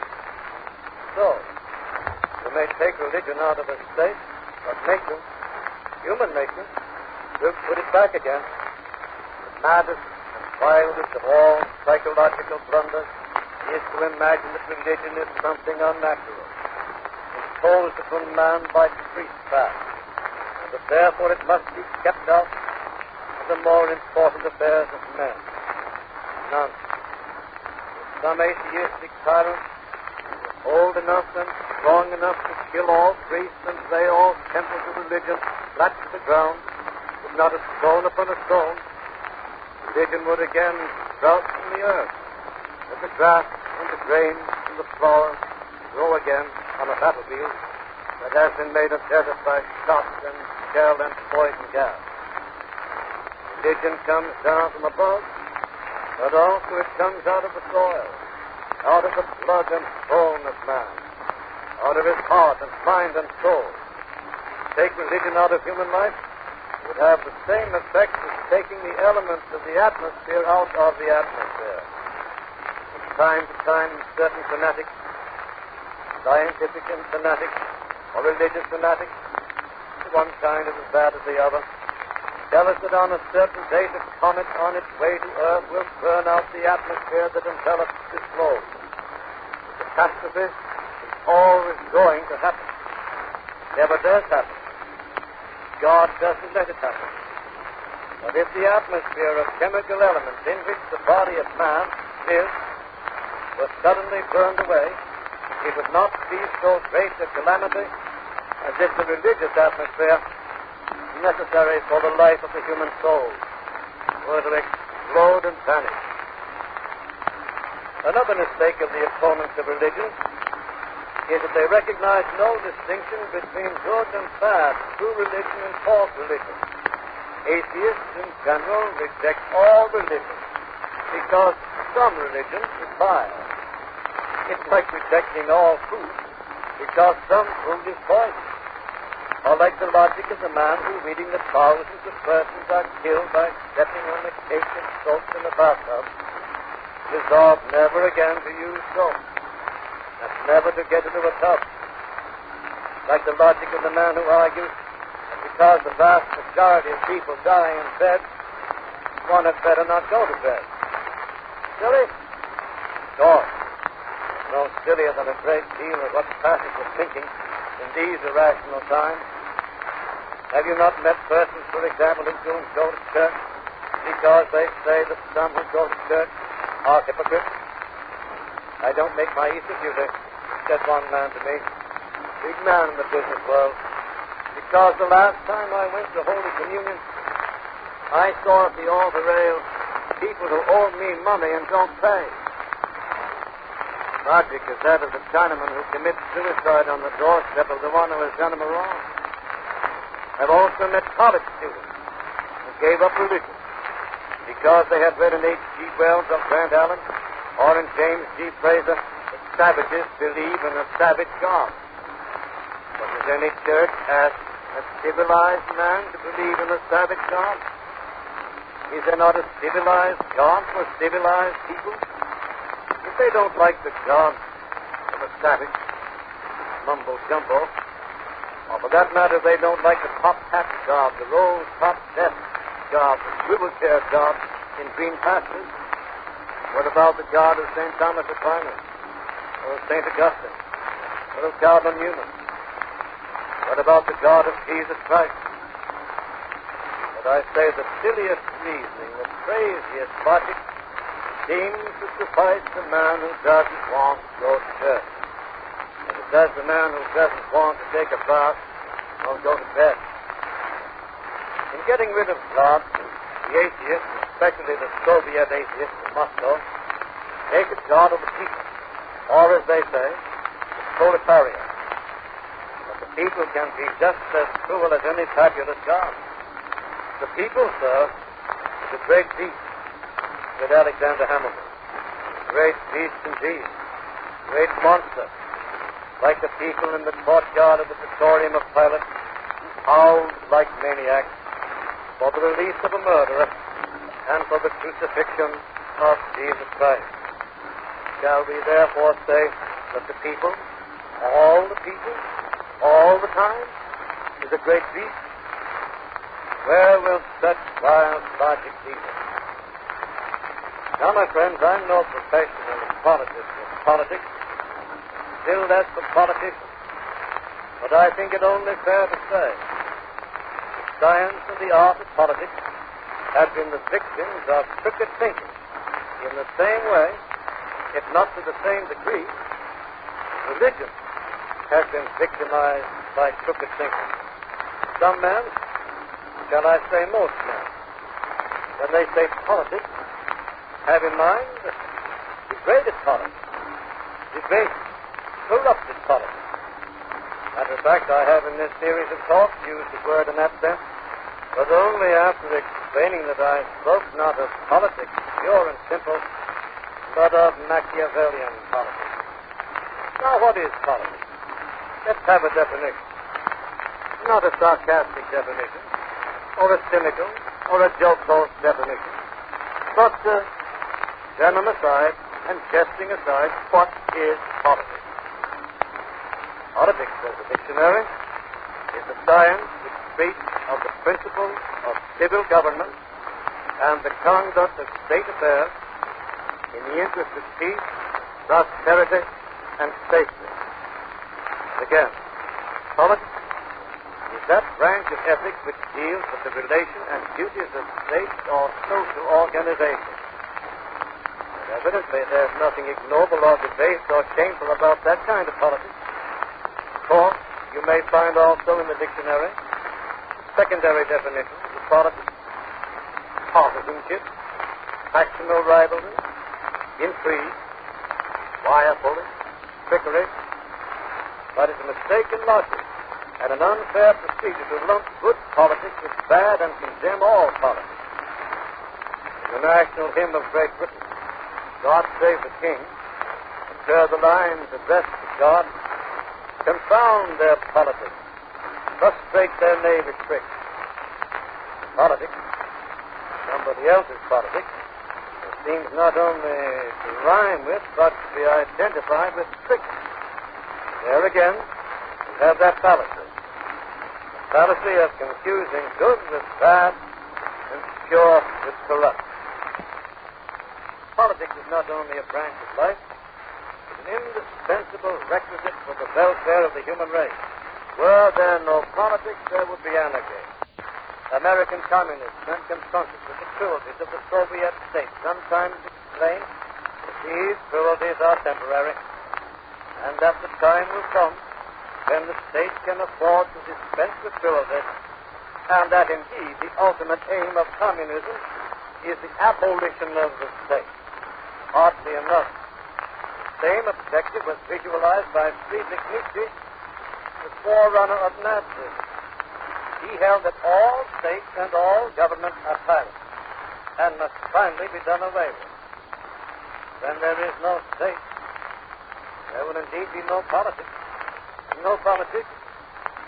But when there is no state, there will also be anarchy, nihilism. Therefore, putting aside fallacious and unreasonable notions of politics and of religion, it becomes plain that the greatest wound of the human race at any time, and especially in this present crisis, would be the cooperation of pure politics and right religion. What ails the world is the elimination of religion from politics. Strange that well-disposed men and women cannot see that fact. If a preacher in the pulpit says to the congregation, when you leave the church, take your religion with you. Don't leave it in the pew. Take it into your home, into the kitchen, into the bedroom, into all your family life and social life. Take religion with you when you go to work. You will need it in the office, in the factory, in the mine, in the mill, more than you need it in church. Take religion with you when you go to a place of entertainment. If there's an incongruity between your religion and your entertainment, well, seek some other entertainment in which your religion, your conscience, the welfare of your soul will be safeguarded. Go on with preaching. A sermon like that will be praised, practical, simple. then say to a man whose vocation is politics, leave your religion in church or at home when you go to the council chamber or to the caucus, to Parliament or to Congress? It is done indeed. There are Sabbath-day saints who are weekday villains. But the cure for that condition is not to separate religion and politics, but to combine them. It's not too much to say that the present sad condition of this world has come to pass because of the secularization of politics. Politicians of a baser type, especially since the French Revolution, have insisted that God be kept out of all affairs of state. Let us settle our problems, they say, make our plans, and direct our government without reference to God or religion. They who say such things are not aware of the implication of what they say. If you leave out God, you leave out justice, and right, and truth. If you leave out God, this cannot be repeated too often, or we repeat it unless some people seem to understand it. Leave out justice because God is justice. God is right. God is truth. You leave God out of politics, out of government, out of treaties and covenants and all political facts. You leave out truth and righteousness and mercy. You have remaining nothing but expediency, selfish interest, international rivalry, war. You leave out God, leave out all chance for lasting peace. There is no hope for peace in the midst of natural antipathies. You must turn to the supernatural, and the ultimate, absolute, supernatural, God. Although it may seem to be and they are profound metaphysical statements, and perhaps for that reason politicians have not grasped them. But politicians worthy to be called statesmen have not ignored them. George Washington declared, reason and experience both forbid us to expect that national morality can prevail in the exclusion of religious principles. Thomas Jefferson did not leave God out of the Declaration of Independence. All men, he says, have been endowed by their Creator with certain rights. These rights were begotten not of flesh and blood, not of the will of man, but of God. If the rights of man are from man, man can take them away. If they are the gift of the state can withhold the gift or demand it back. But if the rights of man are of God, no man, no state can alienate them. Peace, then, must be negotiated and ratified in the name of God. In earlier days, all great covenants commenced with the phrase, in nomine Domini, Amen. In the name of the Lord, Amen. So be it. I venture further. War must be declared and waged, if at all, in the name of God. If men do not dare to call God to witness the justice of a war, it is no just war for them. To leave God out of war is to admit the godlessness of that war. St. Thomas Aquinas lays down as one of the requisites of a just war that it must be conducted in the spirit of justice and of love. He justifies war only on condition that it be an instrument in the hand of man to do the will of God. Today, that high and holy doctrine is considered by some people to be ridiculous or impossible. But it remains true that if a war cannot be justified in the eyes of God, it is not a just war.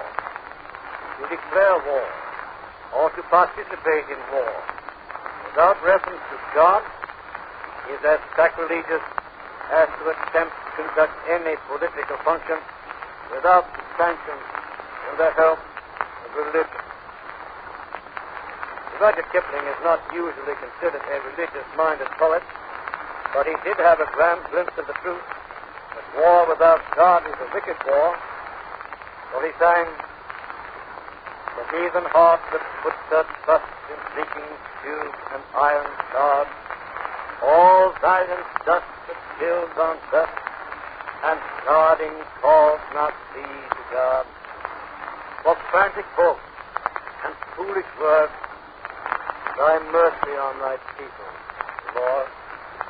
In peace, in war, in all the relationships, man with man, nation with nation, we must remain under the aegis of God, or we shall perish.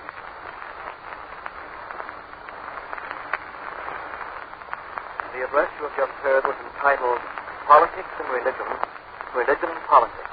It was delivered by the Reverend James N. Gillis of the Paulist Fathers.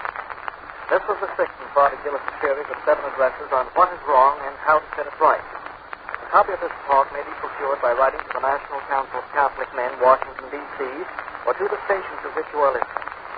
And now, friends, the National Council of Catholic Men invites all those listening to join in offering up this prayer for peace. O God, from whom our holy desires, right counsel, just work, give to thy servants that peace which the world cannot give, that our hearts may be devoted to the keeping of thy commandments, our country spare the horror of war, and our brethren in other lands blessed with the gift of thy peace. Through Christ our Lord. Amen. The Catholic Hour continues with the feeble setting of the lovely poem, Just for Today.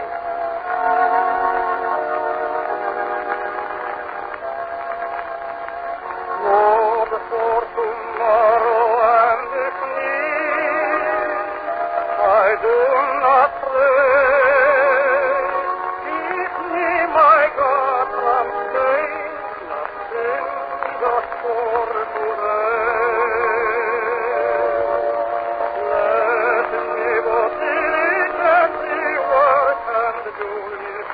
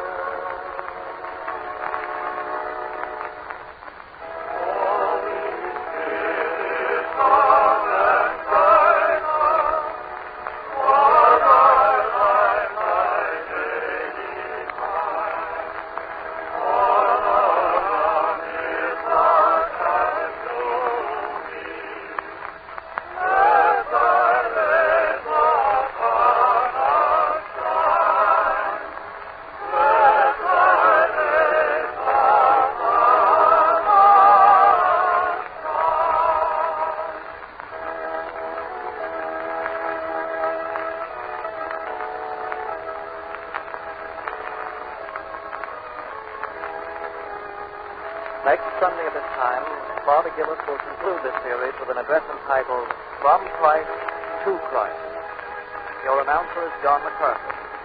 The Catholic Hour has been presented in cooperation with the National Council of Catholic Men as a public service by NBC and the independent radio stations associated with the Red Network of the National Broadcasting Company.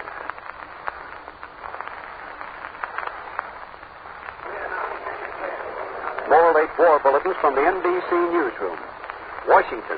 The White House has just announced that the Navy has advised the President that Japan had attacked the island of Guam. A few moments before the Navy informed the White House that an unidentified squadron of planes was over Guam, a tiny island in the Pacific beyond Hawaii. Governor Poindexter of Hawaii talked with President Roosevelt late today. He reported heavy damage to property and life in Honolulu and said a second wave of Japanese planes was just coming over. This wave was over Honolulu at about 5:30 p.m. Eastern Standard Time. In making this announcement, the White House also cast doubt on the authenticity of earlier reports that the Japanese had bombed Manila. Stephen Early, presidential secretary, said that since the report of the attack on Manila, the War and Navy departments had attempted to get confirmation or substantiating reports, but had been unable to reach Army or Navy commanders in the Philippines. San Francisco. The Amtrak Clipper with 28 persons aboard landed safely at an airport in the Hawaiian Islands this afternoon. It left San Francisco last night. The NBC shortwave listening post has just heard the Panama radio announce that there will be a blackout tonight in Panama and the Canal Zone, and that all Japanese, German, and Italian citizens in Panama are being arrested. Senator David I. Walsh of Massachusetts, non-interventionist chairman of the Senate Naval Affairs Committee, tonight declared the United States must take speedy and decisive measures to defend our country. Keep tuned to this station for further developments.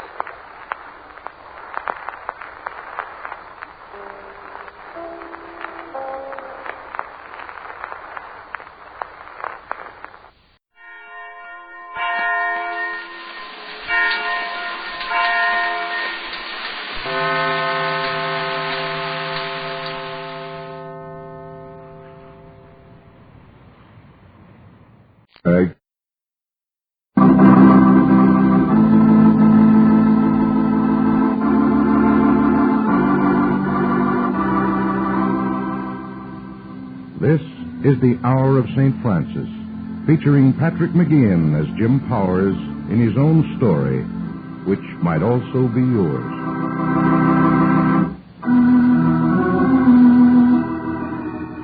I'm waiting for my wife at this restaurant that's halfway between her house and mine. 3 years ago, a judge told us, "You're not married anymore." That's why I have to make a date to see my own wife. Well, we asked for it, Lucille and I. We killed our love by our infidelity. No, there wasn't any triangle. We did it the slow way. I want to tell you just how we did it because Lucille and I stand for thousands of other couples. We started out like most of them. Dance, date, more dates, kisses in the moonlight, here comes the bride, and our honeymoon is going to last forever, sweetheart. It lasted 5 months, until we moved into our own house. I started to hang a picture in the living room. It was one I'd picked up myself. A fleet of fishing boats with red sails coming into a harbor. Oh, Jim. Jim, darling, that picture belongs in the hall. In the hall? Sweetheart, this is a living room picture. But it doesn't match a thing in the living room. Oh, that's all right. It's nice for a contrast. Sticks out like a sore thumb. It does not. This is a good picture. What's good about it? I like it. Oh, Jim, you sound just like a child. I'm not going to have that thing in my living room. It's my living room, too. If you don't have this picture here, what are you going to have? The one I bought, the ballet dancers. Oh, I hate ballet dancers. I hate fishing boats. I won't have them in my living room. This is my... All right. All right, go ahead. Be selfish and spoil the looks of the whole room. My feelings don't matter. Oh, now who's acting childish? Nobody's spoiling anything. It's my fault, I suppose. It's my fault that you have no taste, you're stubborn, and you won't listen to reason. Look, stop yelling and give me one good reason why I can't hang this picture in the living room. because I don't want it there. I said a reason. All right. Hang it in the living room. Fill the whole house with your old shrimp boats. I don't care. We never did hang either the shrimp boats or the ballet dancers. Both our pictures ended up in the hall closet, buried like a lot of our dreams. Lucille and I nursed our hurt feelings into our first act of infidelity. We went back on our promise to take each other, Jim and Lucille, for better or worse, with our bad points as well as our good ones. For richer, for poorer. We promised that, too. But when I don't get any richer, we drift into another kind of infidelity. What do you mean, where does the money go? What money? The money I give you every week, my whole paycheck, except for car fare and lunch money. That ought to be enough for rent and groceries and everything. Would be if we lived in a tenement and ate nothing but bread and water. Lucille, what's the idea of telling Elaine Miller you can't bear to go to the fashion show? I merely told her the truth. On the salary you're making, I can't afford a new hanky. Lucille, will you please quit whining about Bill Morris getting that promotion? He's been with the firm 3 months longer than I have. And he's got brains and some get-up-and-go about him. And he's got a wife who knows how to save money instead of throwing it away in the junk the way you do. Well, see what we were doing? Breaking our word to be satisfied, whether we had more money or less. We started with finance, then we got personal. And we don't keep it to ourselves. There's always the friend of Lucille's and the friend of mine who keeps us posted on each other's sniping in public. Where's Jim? Oh, he came to the party, but he's probably asleep under a potted palm someplace. That's all he does at home, fall asleep in a chair until it's time to go to bed. He should get a job demonstrating mattresses. The only business he'll ever make a success of. You ladies don't mean you want to run my wife for president of the garden club. Oh, you see, that's the joke of the season. Lucille's got as much executive ability as a white rabbit. And when it comes to handling money, she can't add a column of zeros and get the right answer. To love and to honor. We started breaking that promise every day. Love doesn't live for long after you've killed respect. Things quiet down a little just before we have the baby, my son Jimmy. Then he just serves as more ammunition for the battle.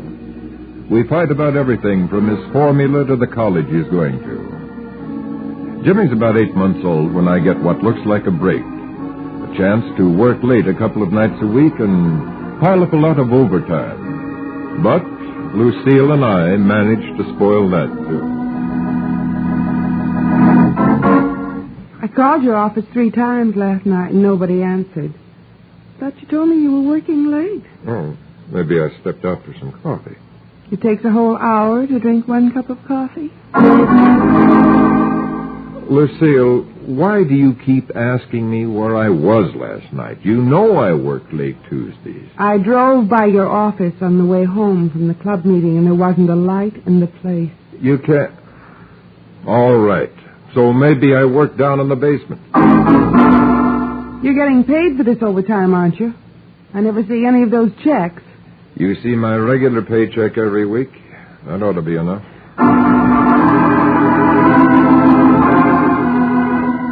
I could have explained everything in 2 minutes, but I wouldn't. Why not?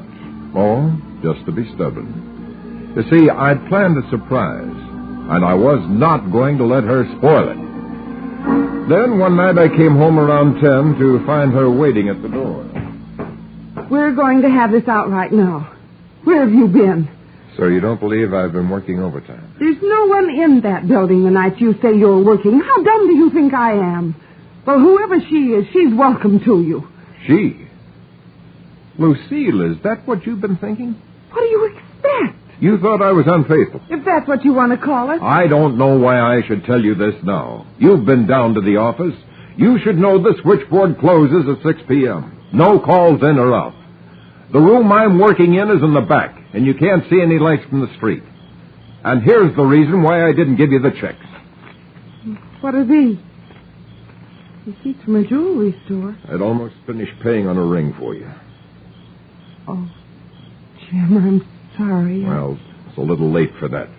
Well, why didn't you tell me all this before?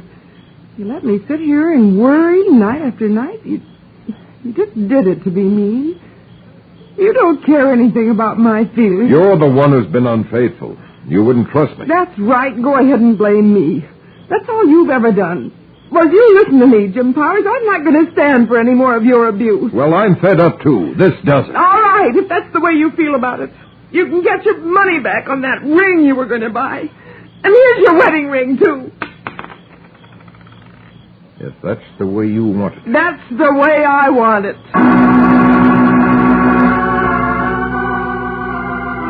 After that, we think there's just one thing to do. In no time at all, we're sitting in the courtroom and the judge is saying, divorce granted. It's all over just like that. I don't feel anything. I'm numb inside. Then, as I start visiting Jimmy every other weekend, and I see Lucille for 5 minutes at that time, the numbness wears off. I feel a slow ache, like a bad tooth getting worse and worse. I tried to get rid of the ache by digging up all the reasons why we had to get a divorce. I end by coming to the conclusion that Lucille and I had wrecked our whole future by breaking faith in so many little things that we finished by doubting we loved each other at all.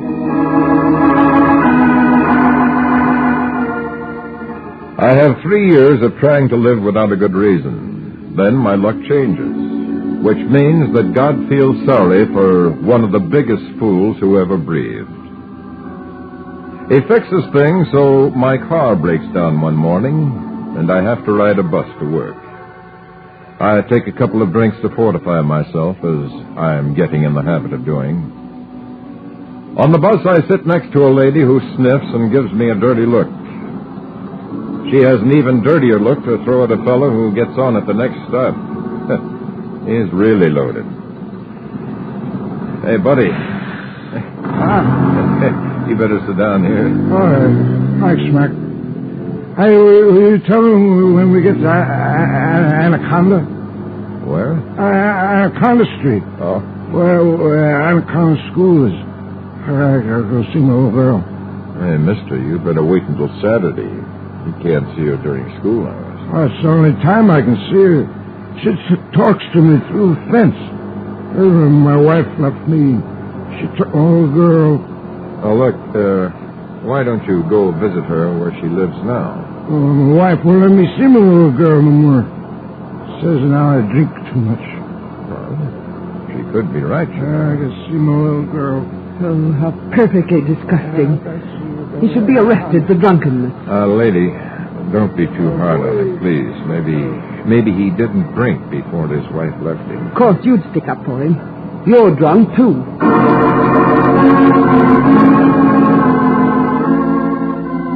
The bus comes to a stop, and I get off fast. I keep seeing the drunk. It could be me, Jim Powers, a couple of years from now, talking to my boy through a fence. I know I can't go on the way I am, and I don't know what to do. I start walking, trying to think. I pass by a church, and the thought strikes me that it's been quite a long time since I've been inside a church. So, I go inside this one. I try to tell God how badly I need an answer. Then the idea comes to me that Lucille and I would still be together if we had asked God to help us be faithful to those promises that are too tough for just ordinary human beings to handle alone. When I come out of the church, I call up my wife.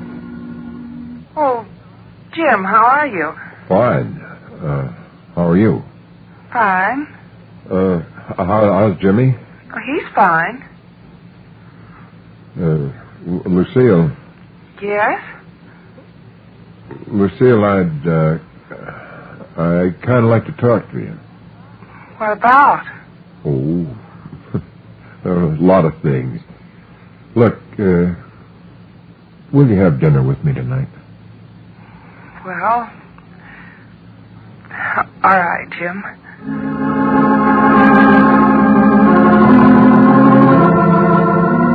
That's how I happen to be keeping a date with my wife. We're trying to start all over again, and it's slow. Because we buried our love so deep, it's a long time coming up out of the grave. We're not afraid of each other now. We're afraid to trust ourselves. Maybe that's a good sign. It means we finally learned that the only way we can keep faith with each other is to put our trust in God.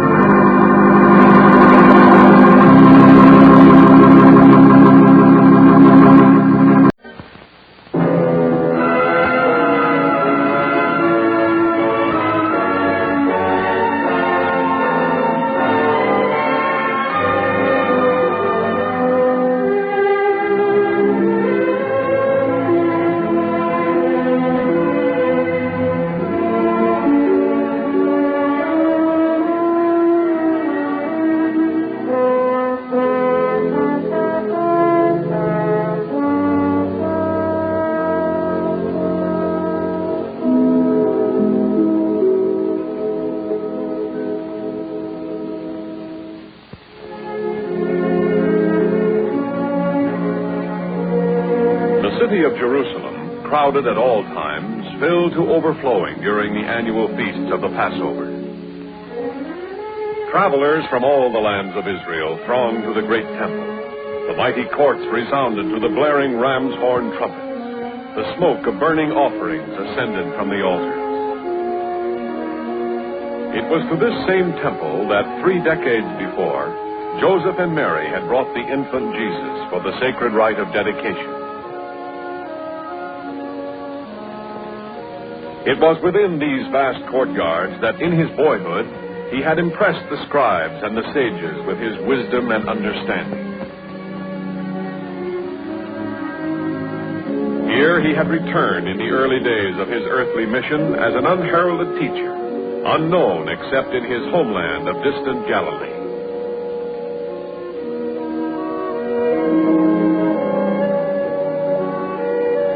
It was through the streets leading to the temple that the people had hailed him in a sudden, spontaneous accolade, shouting, "Hosanna, Hosanna to he who comes in the name of the Lord. Hail to Jesus of Nazareth, the King of the Jews."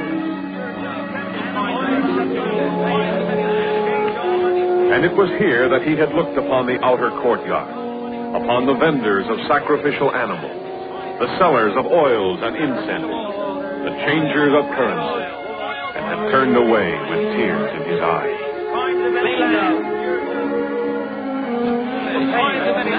On the following day, Jesus and the 12 came from Bethany and entered the temple.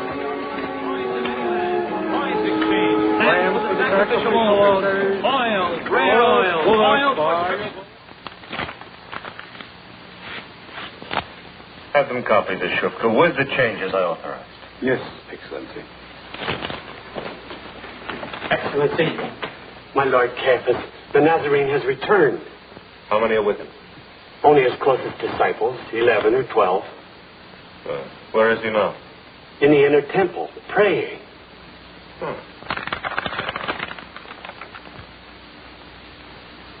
Excellency, what shall we do? Do? Let him pray. Yesterday he had half of Judea at his back, and he turned away. And the people saw that he feared us. Now let them see that we ignore him. Yes, Excellency. 8 is all that is worth. 8 and no more. You think you know the value of Gentile coins better than I do? There, 8 pieces.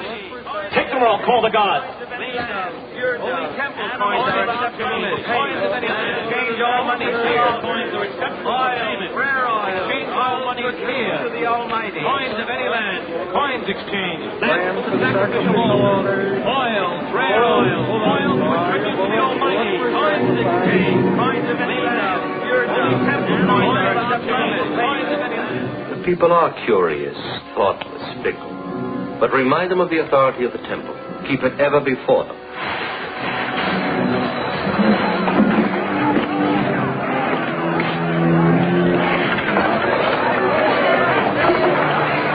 Nazarene. You shall not make my father's house into a marketplace. Is it not written, my house shall be called a house of prayer for all the nations?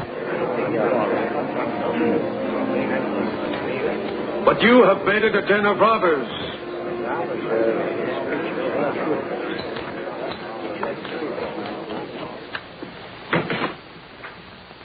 Caiaphas?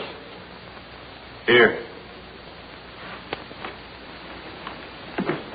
Messias has returned. The Nazarene's in Bethany, dining with his disciples, surrounded by a horde of followers. Messias mingled with them, pretended to be one of them.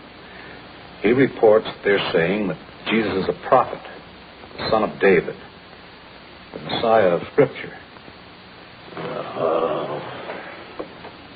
They're saying that a wealthy woman thrust into where he was seated at table and anointed his hair with rare oil as though he were already a king.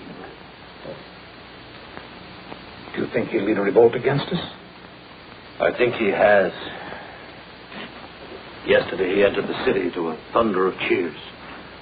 Today he stormed the court of all nations, defied my authority, openly, brazenly. And tomorrow? Tomorrow. I don't know. I don't know.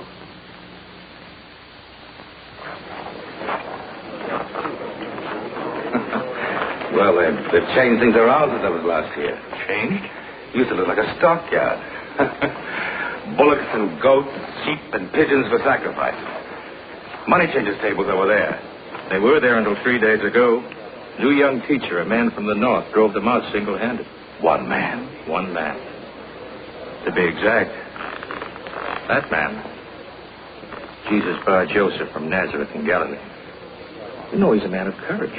Well, I wouldn't call the money changers a valiant sort of enemy. Well, I don't mean just for baiting them, but for having the nerve to come back here. He must realize that the high priest can stand no such opposition.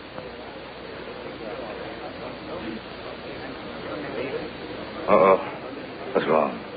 There go two of Caiaphas' closest aides. Let's stroll over and see what's happening. This was the Lord's doing, and it is marvelous in our eyes. We know that you are true and do not regard the position of man, but truly teach the words of God. Is it lawful to pay taxes to Caesar or not? A very choice trap. If he says pay, the entire crowd turns against him. Don't pay and I arrest him for treason. Well, come, teacher, answer. Should we pay them or should we not? Why put me to the test? Because of your great authority and wisdom. Show me your coin.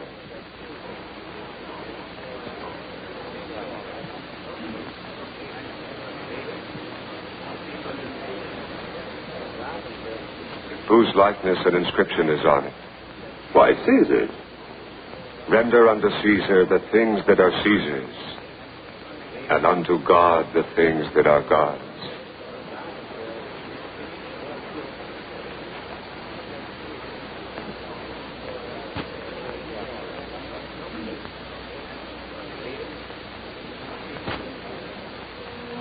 Disgusting. Contemptible. He should be cast out of the temple. Banned from it forever. And make a bad situation worse. If we let him go on, everyone will believe in him. And the Romans will destroy both our holy place and our nation. I fear Pilate's troops less than I fear the people. They love us little enough as it is. And less every day that they hear the Galilean. But acting against him will only inflame them. We can never justify such an act to them. That I know. You know nothing. You do not understand it is expedient that one man should die for the people. Not that a whole nation shall perish. Agree completely, Excellency, completely. If it were not that he had so deluded... I certainly have no love for him. Excellency.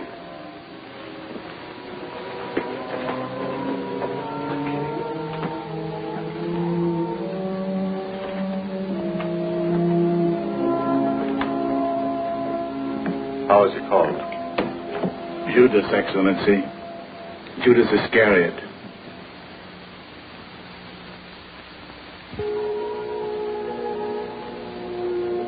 And the upper room of an inn had been prepared for the feast of the unleavened bread.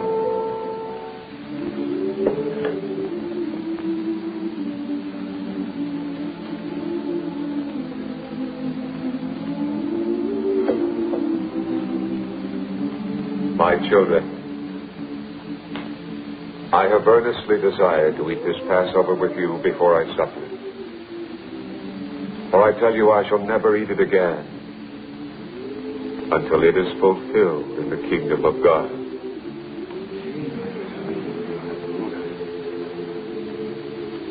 Truly I say to you, one of you will betray me, one who is eating with me. Is it I, Master?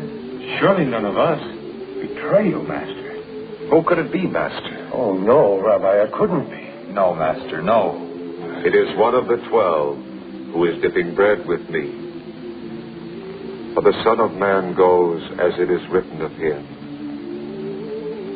But woe to that man by whom the Son of Man is betrayed. It would be better for that man if he had not been born.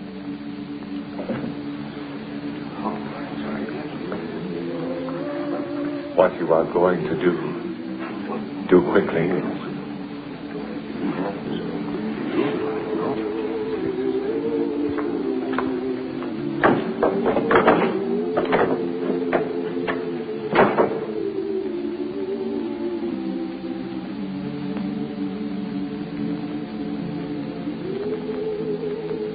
Blessed art thou, O Lord our God, King of the world, who dost bring forth bread from the earth.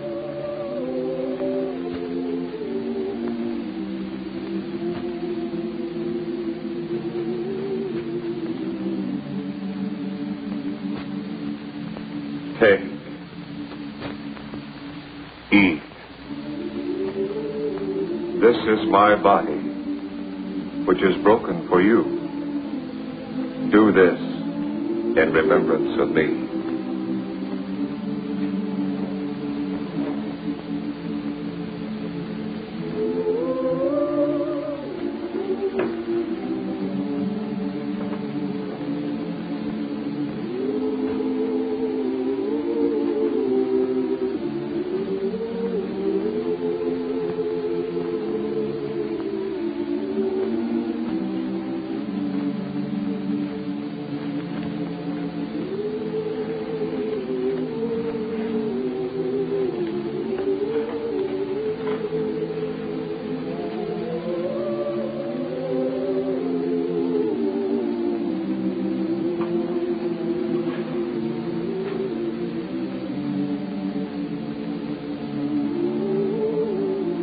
Blessed art thou, O Lord our God, King of the world, who has created the fruit of the vine.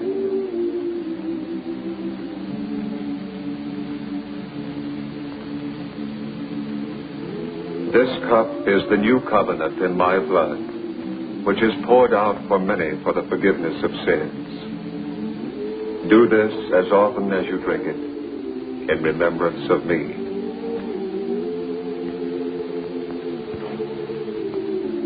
Truly I say to you, I shall not drink again of the fruit of the vine until that day when I drink it new in the kingdom of God.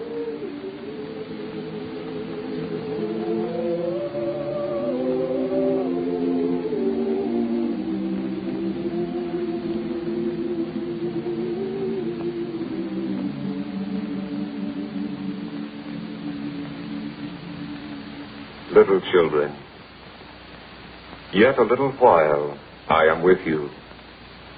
You will seek me, so now I say to you, Where I am going, you cannot come. A new commandment I give to you, that you love one another, even as I have loved you, that you also love one another.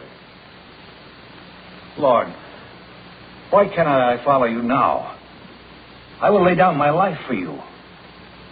Will you lay down your life for me? Yes, Master. Yes. Even if they all fall away, I will not. Truly I say to you, this very night before the cock crows twice, you will deny me 3 times. No, Master, no. If I must die with you, I won't deny you. We will not fail you, teacher. You know that I love you. Depend on me, Master. None of us could betray you. No, no. And he went out, as was his custom, to a garden named Gethsemane. Wait here while I pray. Come with me.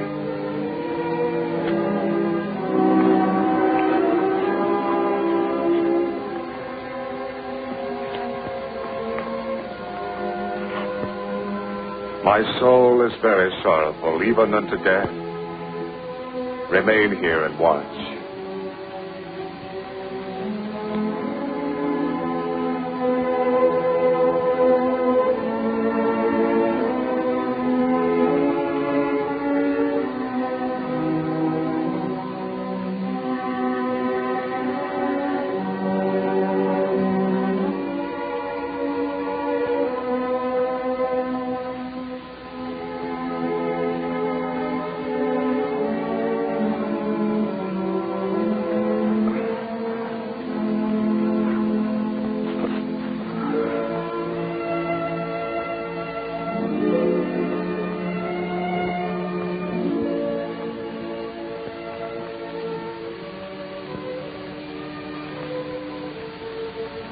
Father,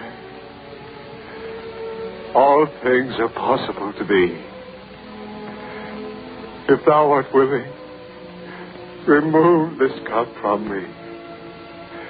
Nevertheless, not my will, but thine be done.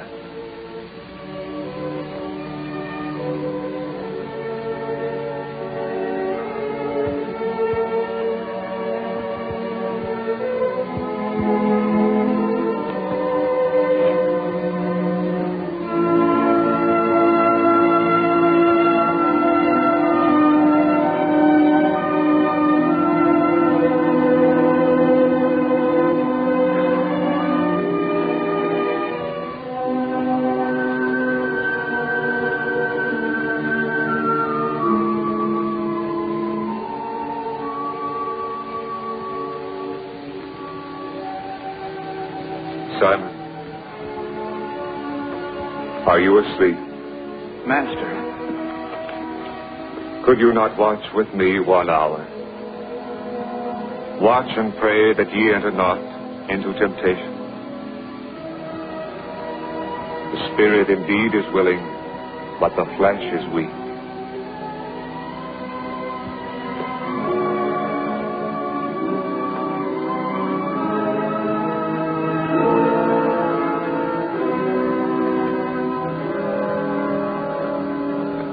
Master.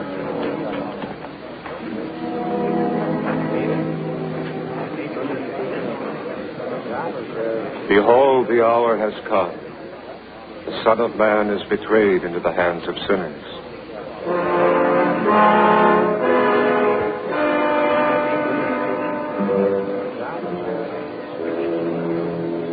Master.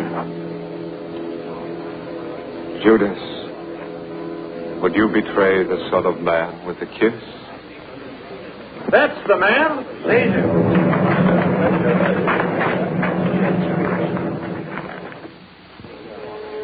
It was not to the temple that Jesus was taken, but to the home of Annas, where a small portion of the Sanhedrin prepared to hear him and judge him.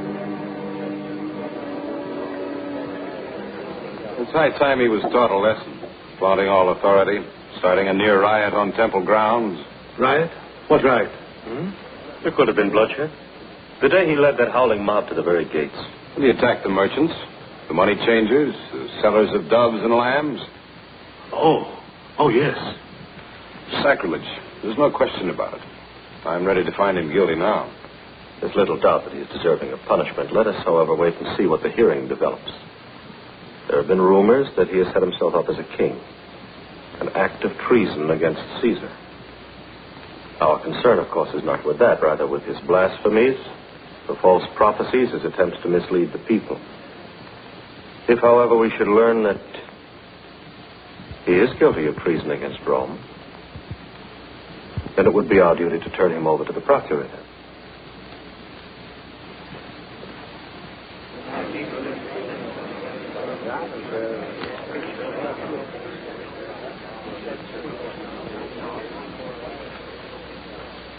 Stand there.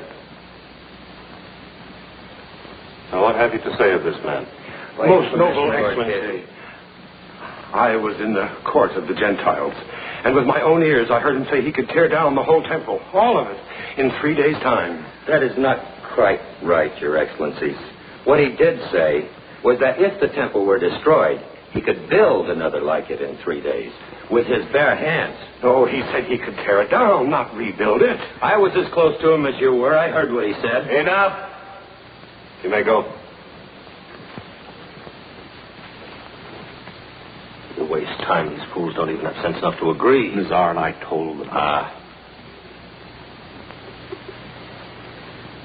Jesus of Nazareth, step forward.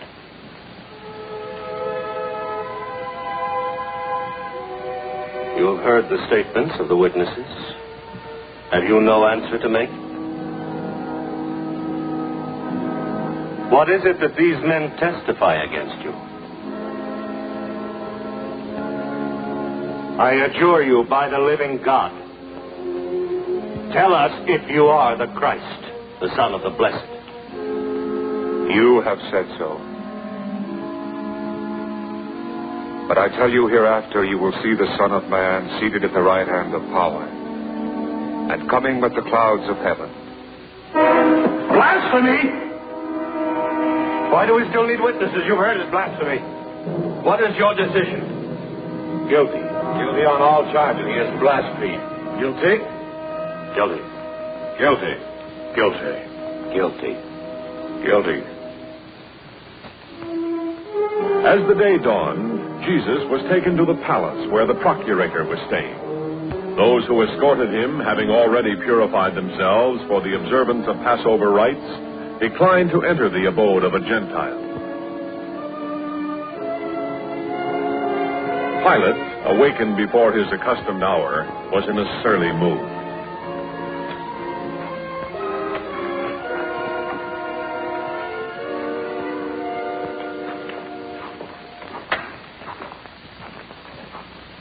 Good morning, Your Excellency. If a matter weren't of such urgency. Hi. We regret urgently having interfered. But it will only take a moment of This your... man you've brought to me, of what is he accused? He incited the people to riot in the very courtyard of the temple. Why, he even claims to be the Messiah, the Christ, the Son of God. He encourages his followers to hail him as the King of all the Jews. These affairs are yours, not Rome's. Take him. Judge him according to your laws. We have, Excellency, and found him deserving of death. All we ask is your endorsement of our findings. If he were not guilty, we wouldn't have brought him here. Wait here.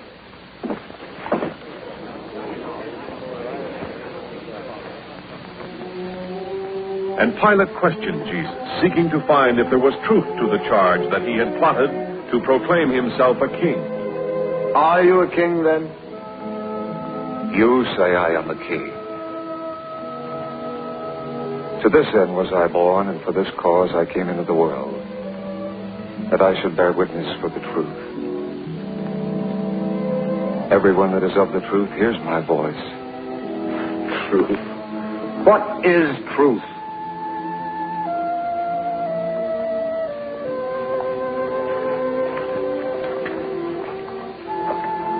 I find no fault in the man.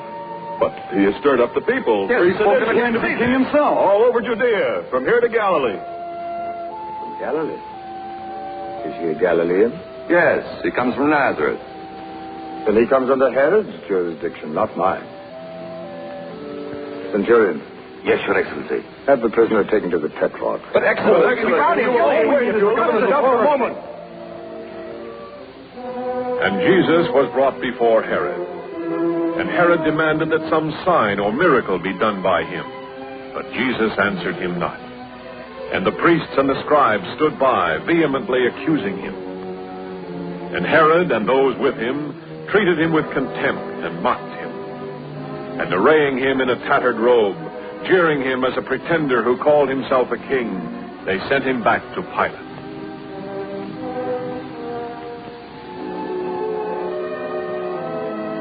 And so Jesus was once more brought before the procurator.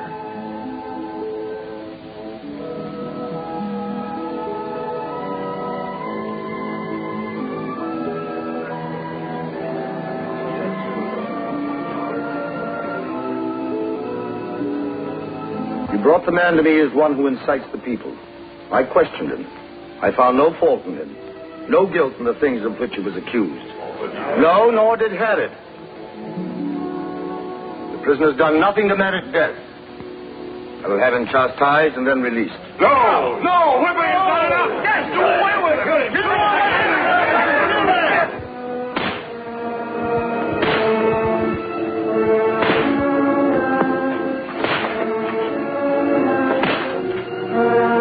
As he was flogged, brambles were taken and woven together.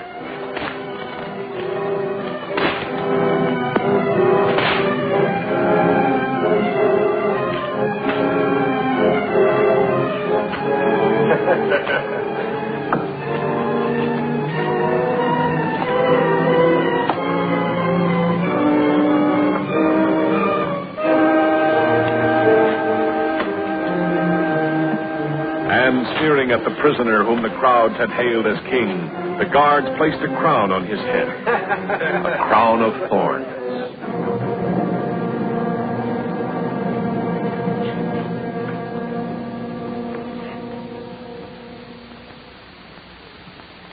You have heard how many things they have witnessed against you. They say you call yourself the Son of God. Who are you? From where do you come? Why don't you answer? Don't you realize I have the power to release you or crucify you?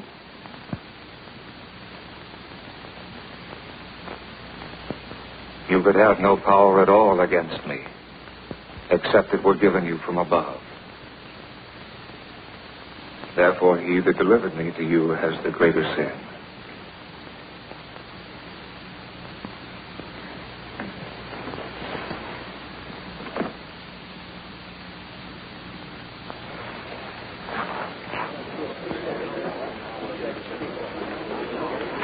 If you release that man, you're no friend of Caesar's.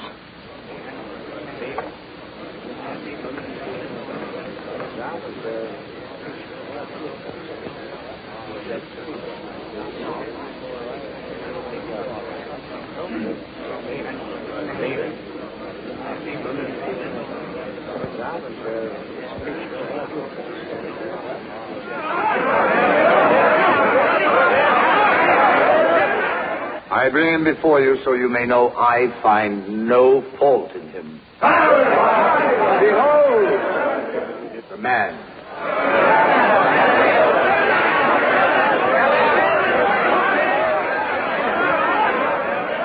By custom, as at each Passover, I will free a prisoner to you. Will you have me release for you the King of the Jews?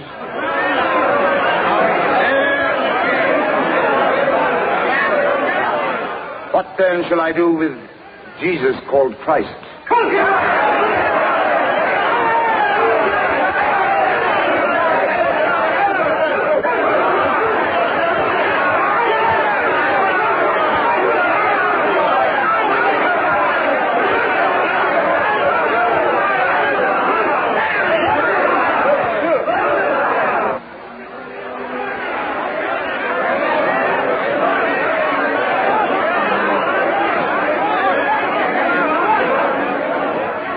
I am innocent of this man's blood.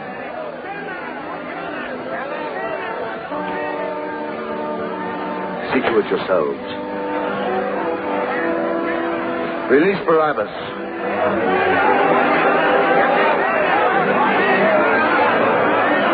And upon insistence that he be crucified, Pilate delivered him to their will.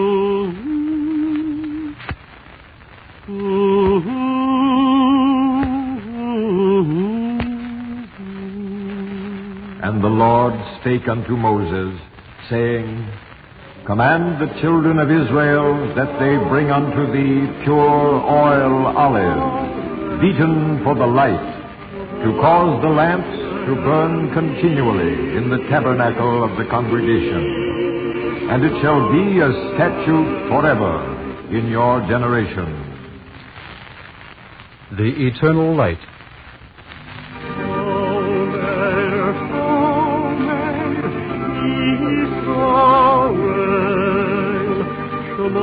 The National Broadcasting Company and its affiliated independent stations present The Eternal Light, a new series of programs offered as a public service. It has been prepared under the auspices of the Jewish Theological Seminary of America. Chapter 1 is entitled, A Rhode Island Refuge. Following the dramatic portion of the program, we will hear a brief message by the Honorable Edgar J. Nathan, Jr.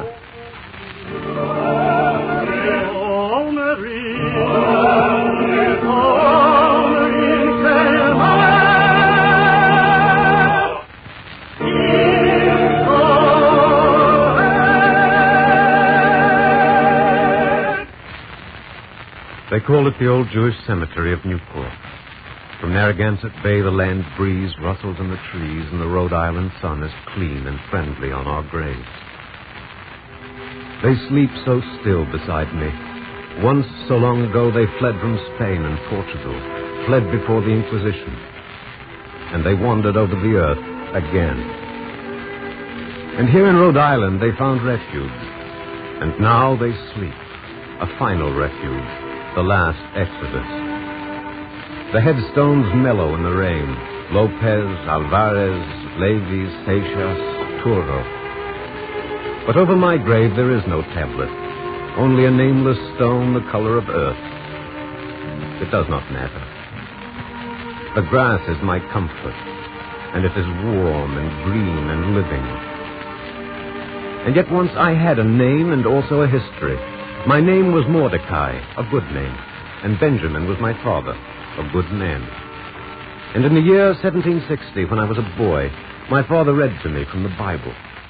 It hath been told thee what is good and what the Lord doth require of thee, only to do justly and to love mercy and to walk humbly with thy God. We walked gladly with God, and we sang his praises in the new synagogue on Griffin Street. And why not? For in Rhode Island there was reverence for God and reverence also for men, which is a fine thing. It was not so in the other colonies, where Puritan persecuted Quaker and Anglican opposed the Catholic, and both opposed the Jew.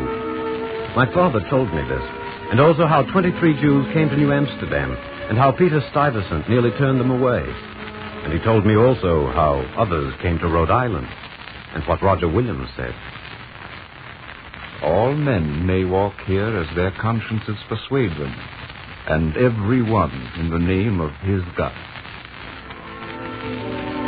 And for 5 generations after Roger Williams, we found sustenance in his words, and the colony of Newport prospered greatly, even beyond New York and Philadelphia.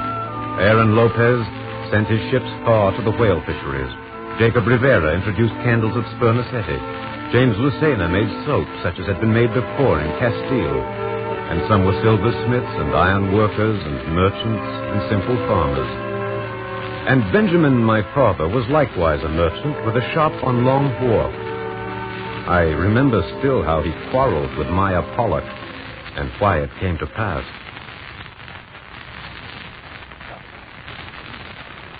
10 casts of nails. Check. 15 bushels of wheat. Check. 100 pewter basins. Check. 1 fine looking glass. Check. 6 barrels of molasses. Benjamin, 6 barrels of molasses. I heard you. Well? I don't like it. To hear you talk, someone might think there was something wrong with molasses. I want no part of it. Are you crazy? Molasses means rum, doesn't it? Of course. And rum means slaves, doesn't it? What if it does? You're not trading in slaves. Why not, Meyer? Who cares why not? I care, because it is written, thou shalt not abhor an Edomite, for he is thy brother. Many things are written, and you can lose your mind trying to live up to it all. Meyer, are you a Jew? What has that got to do with it? You can't be half a Jew or a quarter of a Jew or a fifth of a Jew. You have to do what is written. Now, look here. Don't tell me what to do. I go to the synagogue every day as good as any man. I have faith in the Torah. Faith isn't enough. You cannot be a Jew only with your lips. You're a Jew every hour, every moment, in every act. Excuse me, Benjamin. When I need a sermon, I'll listen to Rabbi Turo. When I want to do business, I don't think I'll come here. I'm not quarreling with you, Meyer, but I won't deal in molasses when it's the blood of the slave trade. That's your last word? If you wish. Then goodbye. Goodbye, Meyer.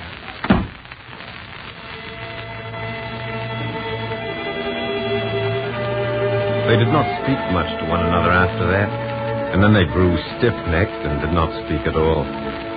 My father suffered for it, for how can a man bear to see injustice done without crying out? Yet, how can a man protest to one who will not listen? My father's business did not go well, but Meyer Pollock prospered. His ships went forth to Jamaica and Barbados, and they came back laden with good things. He dealt in molasses and in rum. And once my mother said, "Perhaps Meyer's in the slave trade, Benjamin." Bring the bread to the table, Rachel. Well, it's only what people say. People should learn not to slander a good man's name. Did you ever hear of a rich man who was good? Or a poor man's wife who wasn't envious? Oh, be still, Benjamin. Here's the bread. Wash your hands, Mordecai. It's already washed.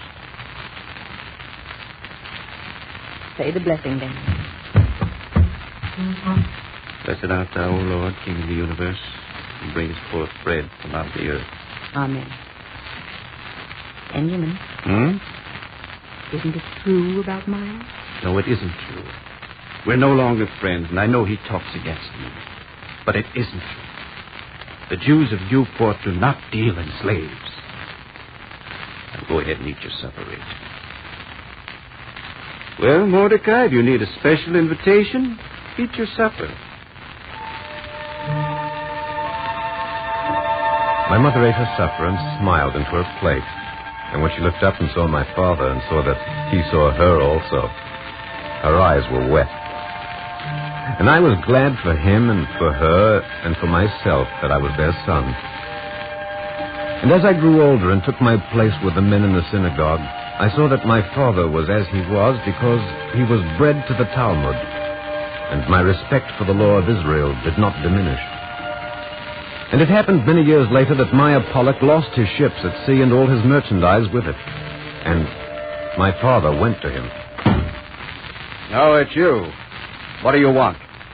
I've heard of your loss, Meyer. Get out. Meyer. Get out. Do your gloating outside. I'm not gloating. No? No. I've come to offer my help. Don't be a fool. I've been your enemy. And you're not my enemy now? What makes you think so? Even if you are, Meyer, you're wiped out. Let me help. I really believe you mean it. Benjamin, you are a fool. I don't have much to give, but take it. Thanks, Benjamin. I shouldn't have called you a fool. Why not? I suppose I am. A good fool, then. You didn't believe I dealt in slaves, did you, Benjamin? No. I didn't believe. I didn't, you know. I could have, but I didn't. Once I tried, Benjamin. Then one day I found the book on a chair. Open, Benjamin. And the page was Leviticus. It stared at me. I know the place. Do you? It said something about not making your brother serve as your bondservant. Of all the pages in the Bible, Benjamin, it had to be open at that one. For they are my servants whom I brought forth out of the land of Egypt. They shall not be sold as bondsmen. That's it. Benjamin, I thought you ought to know that. Glad you told me. You'd better go now. If you stay any longer, I'll become a fool. Me, Mike? Like you, Benjamin. God willing.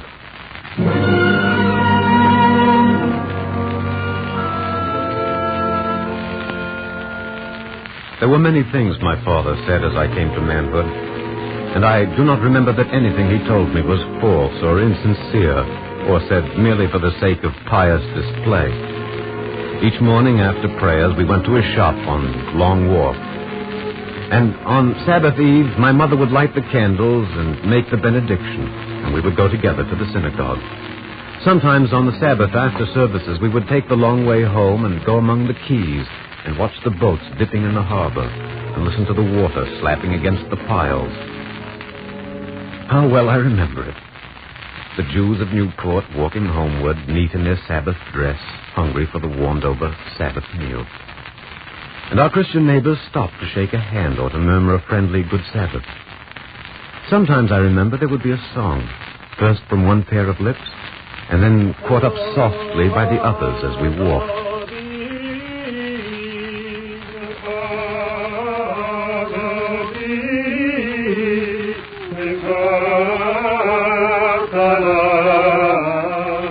There were many songs, but this was my favorite. A simple song. Perhaps one my ancestors sang in Spain 300 years before. And perhaps also when it was no longer permitted, they whispered it to one another. Whispered it in their houses, or sang it loudly in the fields where none could hear. In Newport, it did not matter who heard. There was no need to whisper, no need to tremble. And we sang happily until we came to our houses. And within there was peace and serenity, and a table laden with good things. I wonder sometimes whether we're ever fated to have peace and serenity for long. For the colonies were impatient under the restrictions and the taxes of the Crown, and soon there was a feeling of tension and a sense of impending trouble, which made the Sabbath bitter as Mara and stifled the song. Please, not all at once. That's better, isn't it? Let's do this thing democratically. We're here to make up our minds on some action, definite action. Moses Seixas, you haven't said anything. I'll stand with the others, Benjamin. You can count on me, Benjamin. We'll buy no British tea, pay no British taxes, import no British goods. Yes. How about you, Isaac Hart? You go along? You know my opinion. All my life I've known you. I've broken bread with you. Our children have grown up together. We've liked each other, respected one another. Get to the point, Isaac. Thy yes must be true, and thy no must be true. One must not say one thing with his mouth and another in his heart. You have become quite a scholar of the Talmud, my Pollock. I'm not a Tory, if that's what you mean. And I'm not a rebel. I side with England. England is where I was born. England has done me nothing but good. You live in Rhode Island, Isaac. I see this is a democratic meeting. Everyone wants to talk and no one wants to listen. Let him speak. Go ahead, Isaac.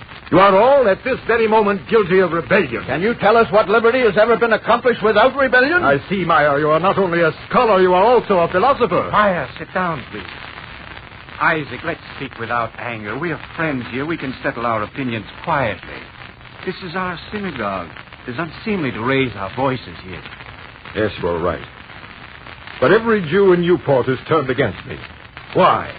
Because I am loyal to England? Would Roger Williams have been able to found Rhode Island colony if not for English tolerance? Would Spain have permitted you to live here unmolested? Don't you see the consequences of your rebellion? Many of you are merchants. If you stop importing British goods, you go bankrupt.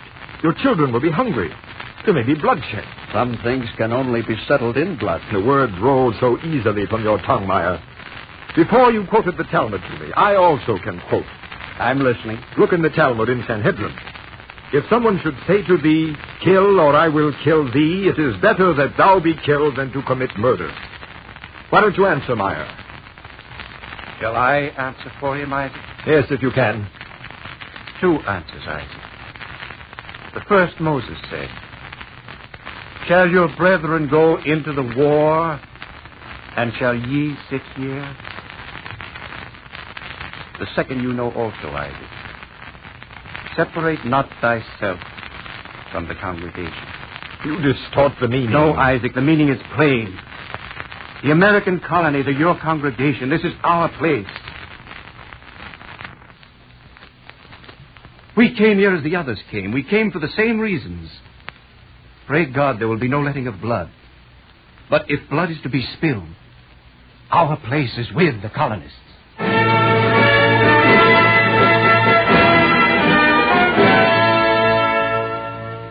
Lexington came. We began to drill. Meyer and Moses Seixas went among the townspeople collecting saltpeter and brimstone. The guns from Fort George were removed to Newport. Sentries were posted on the hills. And 2 full months before the Declaration of Independence, Rhode Island declared itself free and independent. And with Rhode Island stood the congregation of Newport. The young men took up arms. Abraham Seixas and Solomon Rothé and Moses Isaacs and many more. And I with them. Then there were battles, and many of the redcoats were slain. Rejoice, Isaac Hart. And why should I rejoice, Meyer? Because 100 redcoats have fallen. When the angels began to sing as the Egyptians drowned in the Red Sea, God said, creatures of mine are drowning in the sea. How can ye sing a song? Meyer Pollock raised his hand to strike him. And then his hand fell to his side, and he turned away. Isaac Hart loved the king, and he did not fear to say so. He could have held his tongue, yet he would not. It came about that he was set on by a mob and killed. And even we, who shouldered the muskets of the Patriot Army, mourned the passing of a man who suffered death for loyalty's sake. But during the fight, there's little time for mourning. It is only later, when the living go into the fields to count the dead, that men can truly mourn. I was ordered to join the 8th Massachusetts Regiment, and before I went, my father took his musket and gave it to me. Take it, Mordecai. I'll try to use it well, Father. When you were a little boy, I read you a few lines from the prophet Micah. You remember, Mordecai? I remember, Father. It hath been told thee what is good, and what the Lord doth require of thee, only to do justly, and to love mercy, and to walk humbly with thy God. I'm glad you remember. Now say goodbye to your mother, and don't let her cry. And, Mordecai. Yes? Be a good soldier. For Israel. And for America. These were the last words I ever heard from my father's mouth. I went to war, and the congregation of Newport dispersed before the British invasion. The goods were burned, the warehouses emptied so that nothing could fall into the hands of the enemy. And then many years later, after the terrible winter of Valley Forge, Moses Seixas wrote me a letter.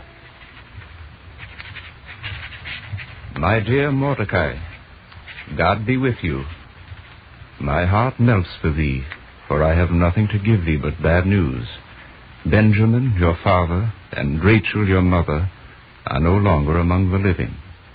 They went to settle in another place and to help the patriots, and a terrible sickness came like a plague and took them from the living.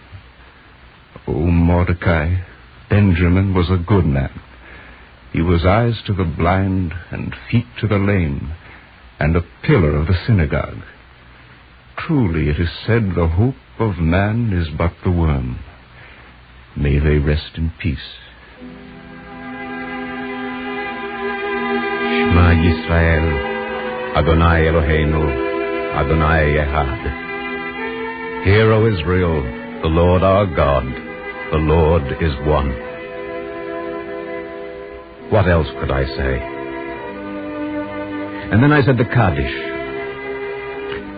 It is not an easy thing for a soldier to say the mourner's prayer for the departed when the feet are naked and the body is cold. Yet I tried to say it. I said it shivering in the mud, and weary almost to death. And many years later, when the war was ended, I returned to Newport and stood with Moses Seixas in the synagogue Yeshuat Israel. You see, the synagogue still stands. It will always stand, Mordecai.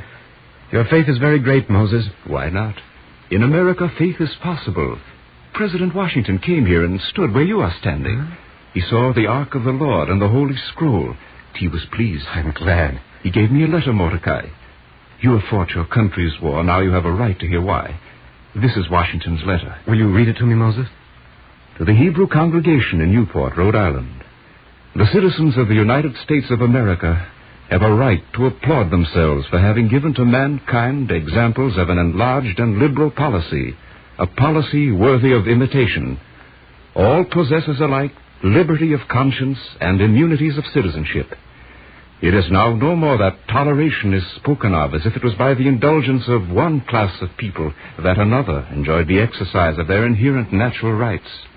For happily, the government of the United States, which gives to bigotry no sanction, to persecution no assistance, requires only that they who live under its protection should demean themselves as good citizens, in giving it on all occasions their effectual support. Read on. May the children of the stock of Abraham, who dwell in this land, continue to merit and enjoy the good will of the other inhabitants, while every one shall sit in safety under his own vine and fig tree, and there shall be none to make him afraid. May the Father of all mercies scatter light and not darkness in our paths, and make us all in our several vocations useful here, and in his own due time and way, everlastingly happy. They call it the old Jewish cemetery of Newport. From Narragansett Bay, the land breeze rustles in the trees, and the Rhode Island sun is clean and friendly on our graves.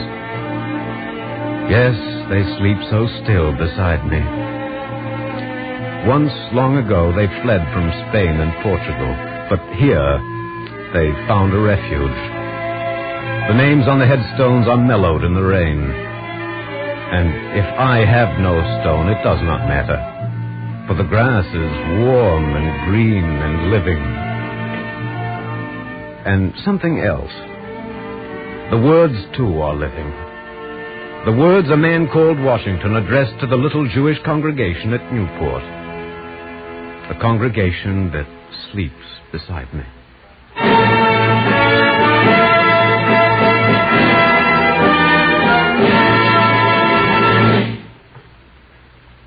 We continue our program with a brief message by the Honorable Edgar J. Nathan, Jr., Borough President of Manhattan and Acting Chairman of the Radio Committee of the Jewish Theological Seminary of America. Mr. Nathan is a lineal descendant of those pioneers who, 2 and 3 centuries ago, tended the light of religious liberty in Rhode Island. Mr. Nathan.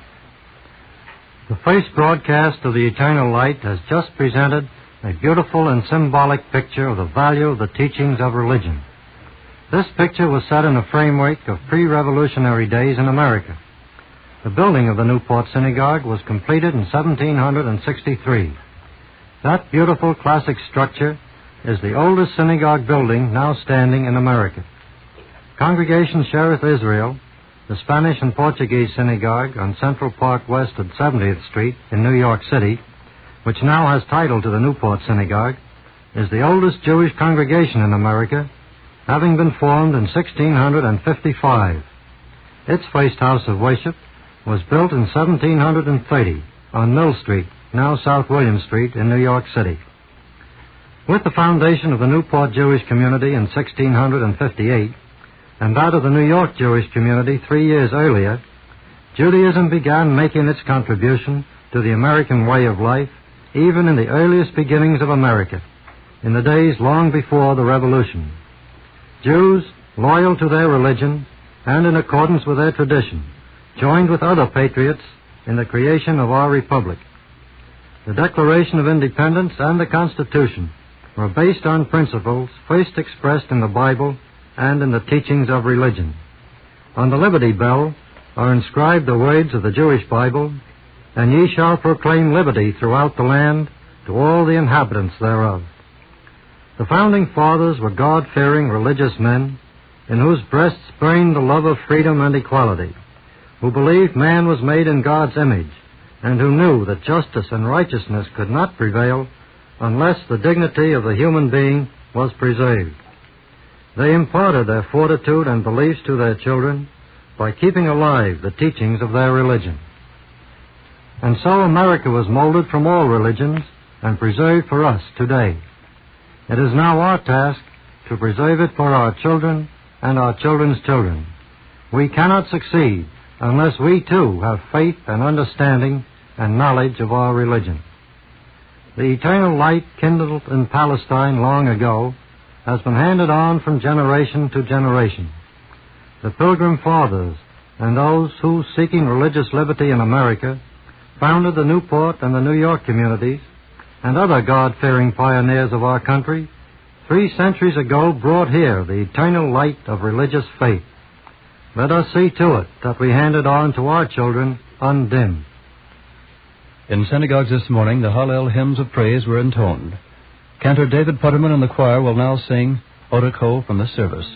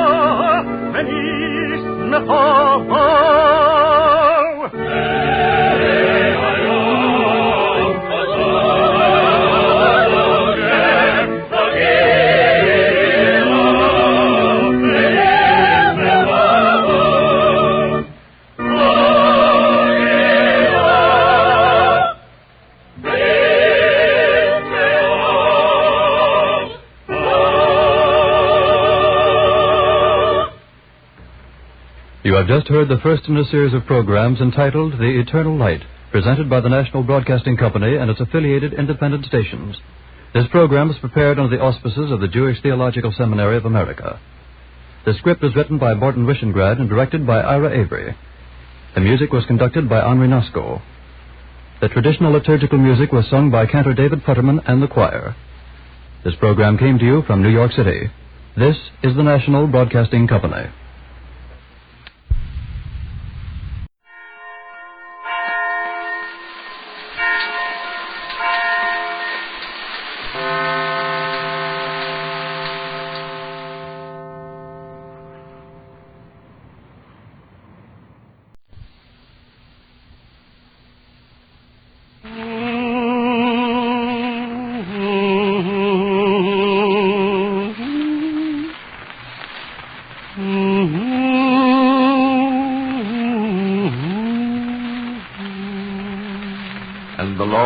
spake unto Moses, saying, Command the children of Israel that they bring unto thee pure oil olive, beaten for the light, to cause the lamps to burn continually in the tabernacle of the congregation.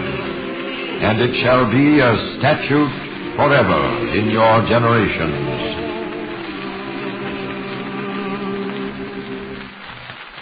The Eternal Light.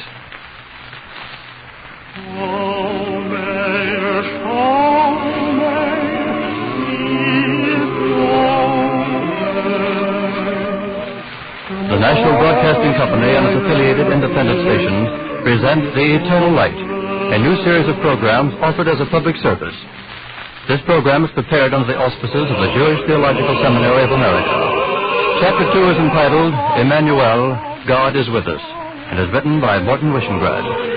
Following the dramatic portion of the program, you will hear a talk by Dr. Samuel H. Goldenson.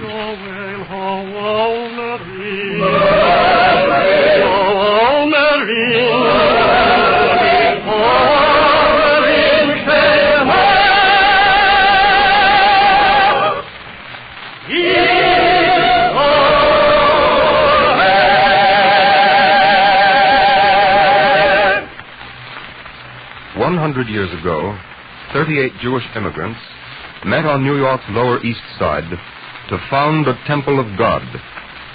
This is the story of one of those 38, one who fled the Black Night of German persecution in the first half of the 19th century. We dedicate his story to 6 young men of Temple Emmanuel who in this first half of the 20th century have given their lives in the struggle against German fascism. Major Albert Wertheim. Lieutenant Richard H. Seligman, United States Navy. Lieutenant Gilbert H. Seidenberg. Lieutenant Alan J. Bamberger. Flight Officer Robert J. Weiss. Lieutenant Peter H. Lehman.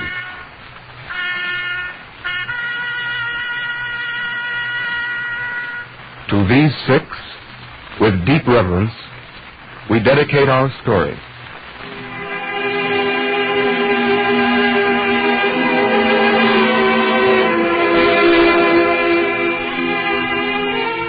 Fronting the Northern Ocean, there is a place near Nordenham where the river Weser spills into the sea. Far below, past Brache and Bremen and Hemelingen, is the little town where I was born. Not much of a town, you'll say, yet large enough for 3 millers to make their flour and 2 brewers to steep their malt, and a few hundred Jews to be enclosed in a ghetto. It was there I was born, and there my father named me Daniel after his father, and there I spent my boyhood. An uneventful boyhood. An uneventful boyhood until one day when my father came home. Ezra, is that you? Rachel. Just in time for potato pudding. I don't want any. You're not sick, are you? Rachel, the armies of Napoleon are in Germany. Your potato pudding will get cold, Ezra. Rachel, I said Napoleon. The way you carry on, someone might think the Messiah has come. Rachel, try to understand. The French Revolution has come to Germany. The ghetto walls are broken. The whole world is open to us. I can tear off this badge. I can walk freely on a road. I can do anything. Get excited, Ezra. It makes you sick to your stomach. I'm not sick to my stomach. Then why don't you eat your potato pudding? Oh, Rachel, your brain has turned to potato pudding. Listen, from now on, everything will be different. Different for you and for me and for our children. Different for our people. Rachel, a new world's begun.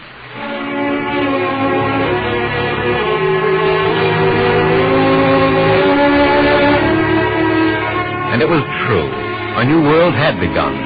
It was as though the Messiah had come to the ghetto and broken the walls and said, "See, my children, the grass is fresh and green, and there beyond grows a flower. It grows also for you." This is how it seemed to us. And this is how it must have seemed to all the Jews of Europe, liberated by the armies of the French Revolution. It was a happy time, and for my father and mother there was even greater cause for happiness. She's a fine little girl, Rachel. Your hand under her head more, Ezra. Am I holding her right? Yes, that's better. You know, I think she's not ugly. Oh, I'm glad. It's a good sign. Is it? I think so. And she's born at a good time, Ezra. Thank God she'll never see a ghetto wall. I thought of that every moment, Ezra. And it eased the pain. Oh, Ezra, now it's good to be alive. Good to be alive and to be a Jew and to live in Germany.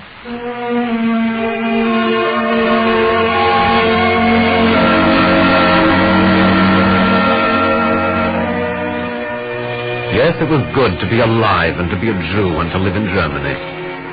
And in the years that passed, there was nothing to mar that goodness. No wall stood beyond our window. No badge was sewed on my father's coat. Esther, my sister, grew and was gray-eyed under her Sabbath bonnet.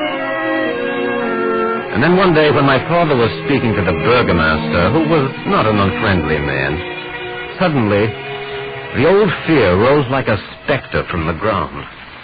Don't you enjoy my conversation, Ezra? Excuse me, Herr Burgermeister, I didn't intend to be rude. What has upset you? All the news is good. Napoleon is beaten. The German states are free again. The Vienna Congress is bringing back law and order. Rejoice, Ezra. The French tyrant has fallen. Will I also rejoice in the German tyrant who takes his place? Don't speak nonsense, Ezra. Say what you mean. Napoleon's fall has been a signal, Herr Burgermeister. A signal for an old evil to begin again. Ezra, your words walk on stilts. What do you mean? Are you blind, Herr Burgermeister? They've already begun to shout anti-Jewish slogans in the public square. Just a few hoodlums. They don't speak for me. They don't speak for any decent German. I hope you're right. Now, if you'll excuse me, Herr Burgermeister, I want to go home and tell my wife to bolt the shutters.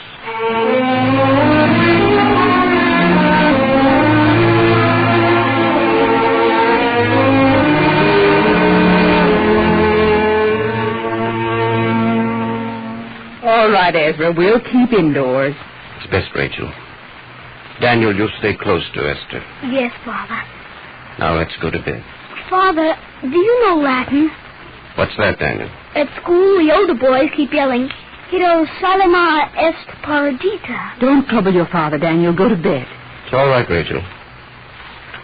So that's what the boys are yelling, Daniel? Yes, Father. It means Jerusalem is destroyed. Why do they say it to me? I'm a German. You're also a Jew, Daniel. Is that a crime, Father? Yes, Daniel. In Germany, it's a crime. I'll go to bed.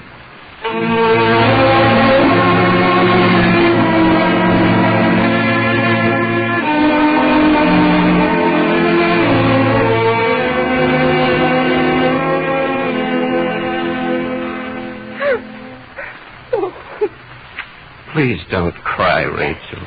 All right, Ezra. I won't cry anymore. It's hardest on you, isn't it? No, Ezra. I can bear it. I think I can bear anything for myself, and I can bear it for you and for Daniel. But not for Esther, not for the little one. No. Today she was walking on a footpath. A little girl in a bonnet. Just walking.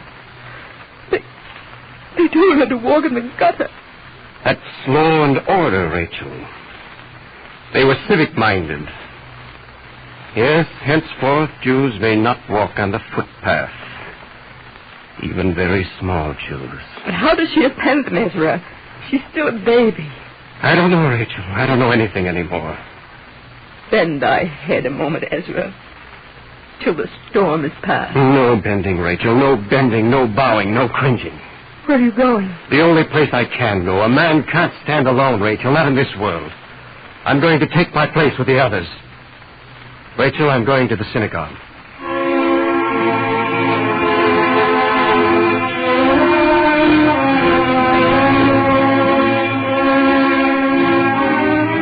I went with my father. They would not let us meet in the old synagogue. It was no longer permitted that Jews might pray above street level. So we came together in a cellar, with one cell-like window staring at the street above us. And the rabbi looked silently at the window and then turned to my father. I think I don't mind the cellar, Ezra. But I mind, Rabbi. No, you shouldn't. We have gone down to worship in order to fulfill the injunction of the psalmist. Out of the depths have we cried unto the Lord, and he answered us. Will he not answer us again, Ezra? I don't know, Rabbi. I think perhaps I don't care. There's answer enough for me in the strength of my own hand. No, Ezra. There is no answer in any man's hands. They are not strong enough to tear down the wall that must be broken. And your fists cannot do it. I don't believe it. I don't believe you. You preach peace and there is no peace. You preach rest and there is no rest. There is no gladness, no honor, no joy in life. It's all illusion. Ezra, if a man is at peace with God, then he is at peace with himself, and he has rest and honor and joy in life. Even in the ghetto? Even in Gehenna. Believe that, Ezra, and do justly and be steadfast, and you will live, Ezra, because that is how Judaism has always lived.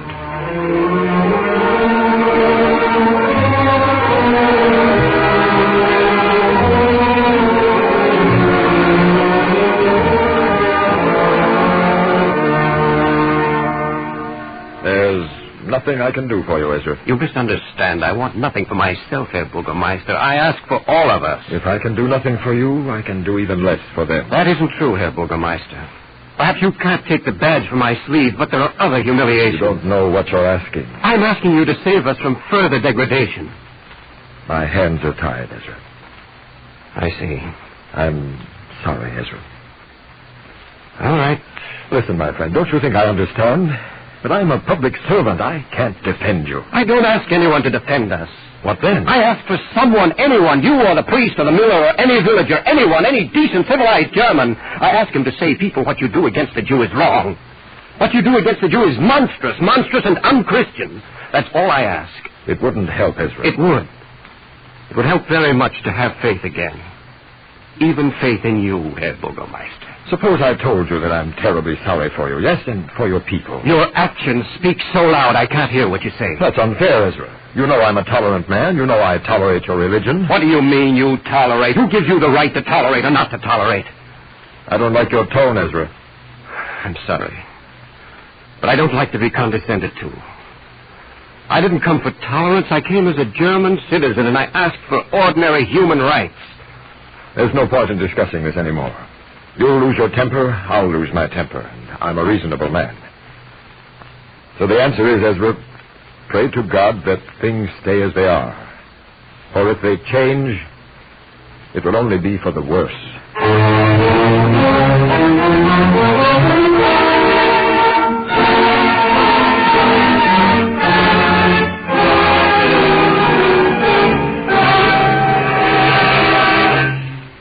Ezra, don't be distressed. We'll come out of this. Somehow we always do. You know something, Rachel? You're not even listening. I can't abide it anymore. What? What can't you abide? Germany, it seems corrupt to the very marrow of the bone. It's where you were born, Ezra. It's not where I'll die, Rachel. Oh, Ezra, no. Rachel, please don't cry. You're going to America, aren't you? There's no alternative. No. No, there's no alternative. You're going alone, aren't you? There's money enough for only one passage. You know that. Oh, it's too much, Ezra, more than I can bear. Don't cry, Rachel. If you want me to, I'll stay. Please don't cry. That's why I'm crying. Because you mustn't stay. Because our hope is for you to go. And for you to send for us. That's all the hope we have left. God bless you, Rachel. The rabbi has promised to look after you. I'll send for you soon. Oh, Ezra. Believe me, Rachel, it will be soon.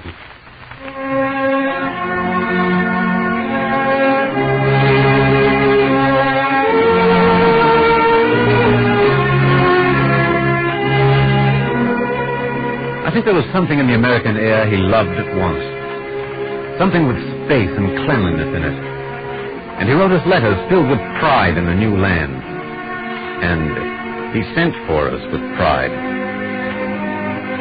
Now that we're here, I cannot tell you how good it is. Nor can I tell you how good it has been these 20 full years in a still growing union. My father and mother are old now, but if I grow old like them, I'll bless the Lord. Daniel, what's in the paper about Texas? Oh, they say she'll join the union. May I live to see it. And who's going to be elected mayor? Mr. Selden or that loco foco, what's his name? Well, the Herald's for Selden, Father. A good paper, Daniel. A very good paper. Yeah, I'll tell you something that isn't in the paper. Mm-hmm. We've organized a synagogue. Yes? Taking place on Grand and Clinton, right over a store. You got a rabbi? Mm-hmm. We're going to pay him $4 a week. Dr. Leo Metzbacher, he's a fine man. Very pleased, Daniel. I knew you'd be. You like the name we've chosen also. Yes? Emmanuel. Emmanuel. God is with us. I like it very much, Daniel. I hoped you would. Tell me about this rabbi. Will he preach this Sabbath? Well, yes, of course. You think he's found a text for his sermon? I couldn't say, Father. Well, then perhaps, Daniel, he won't mind if I suggest a text for America and Emmanuel. Go to him, Daniel, and wish him well. And tell him from me that this land is like an ensign set on a high mountain. I'll tell him, Father. And let him look in Isaiah in the 27th chapter. Yes, Father. I should like him to read that, Daniel. And they shall come that were lost in the land of Assyria, and they that were dispersed in the land of Egypt, and they shall worship the Lord.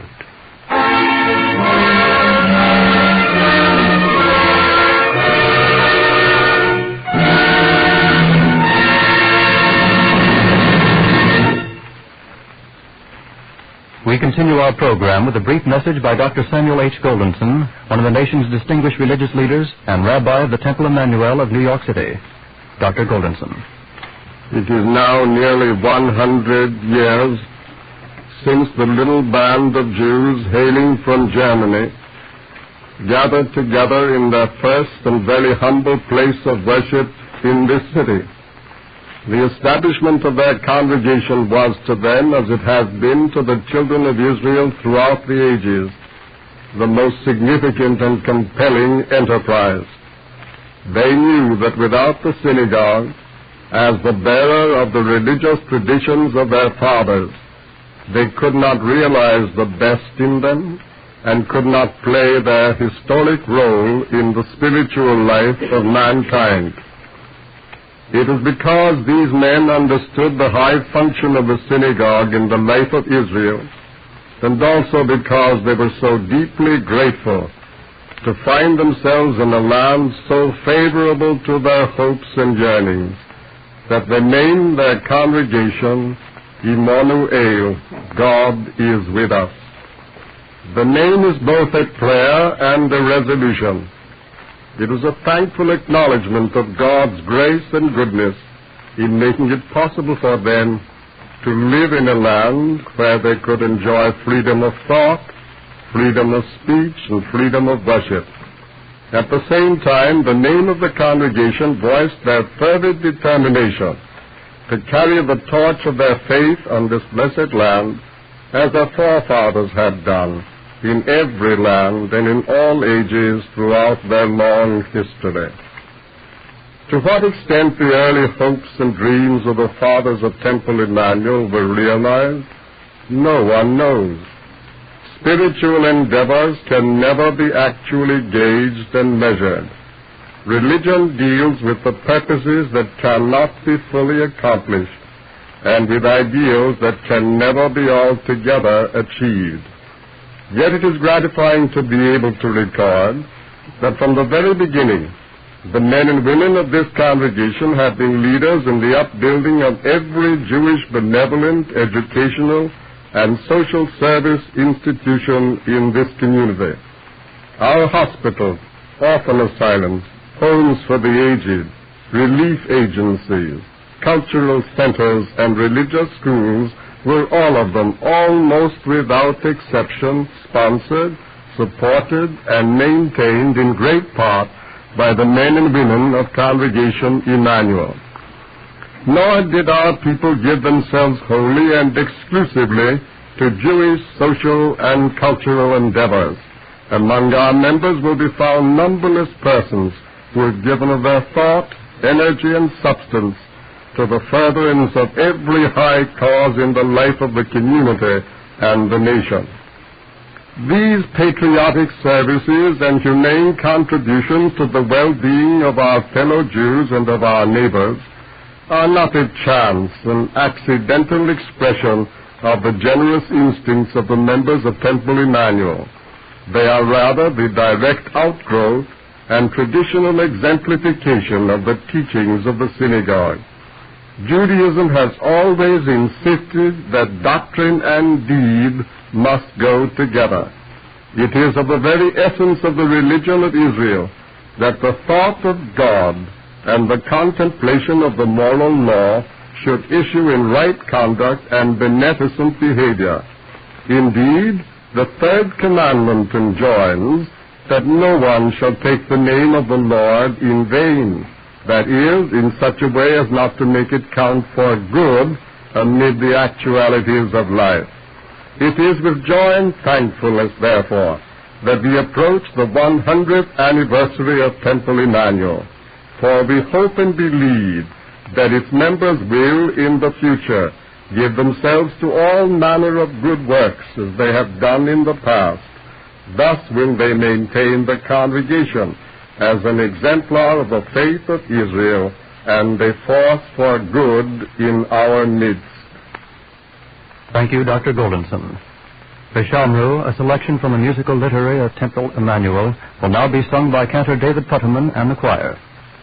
Oh,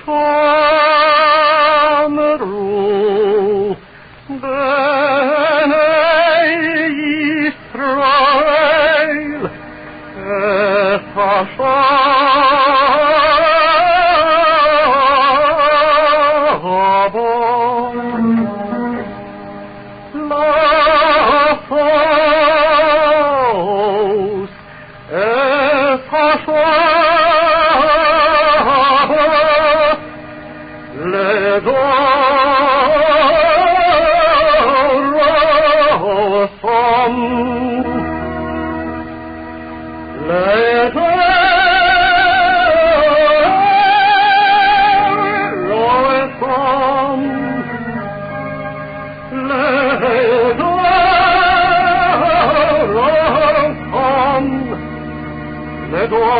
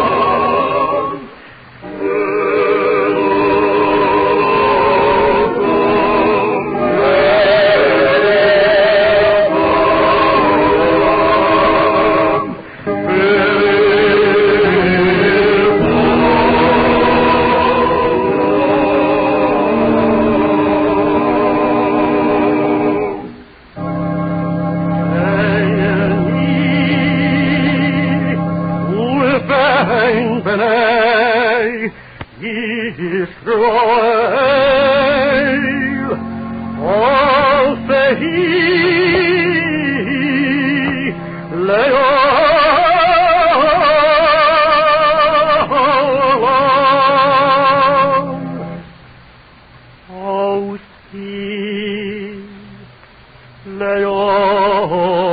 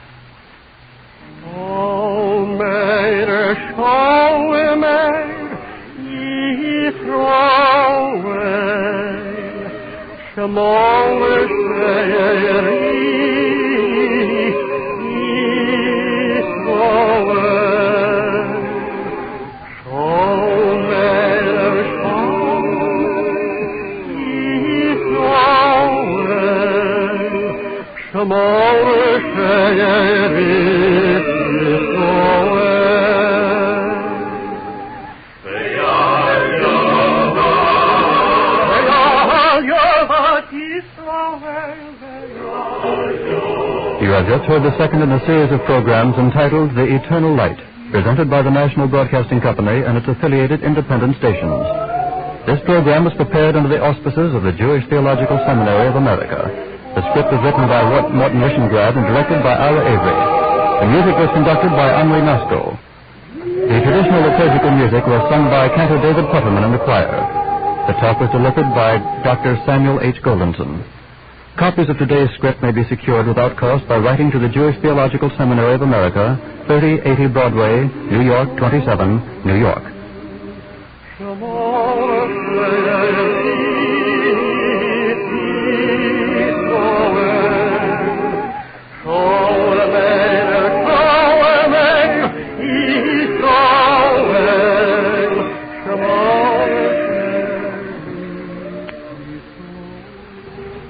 This program came to you from New York City.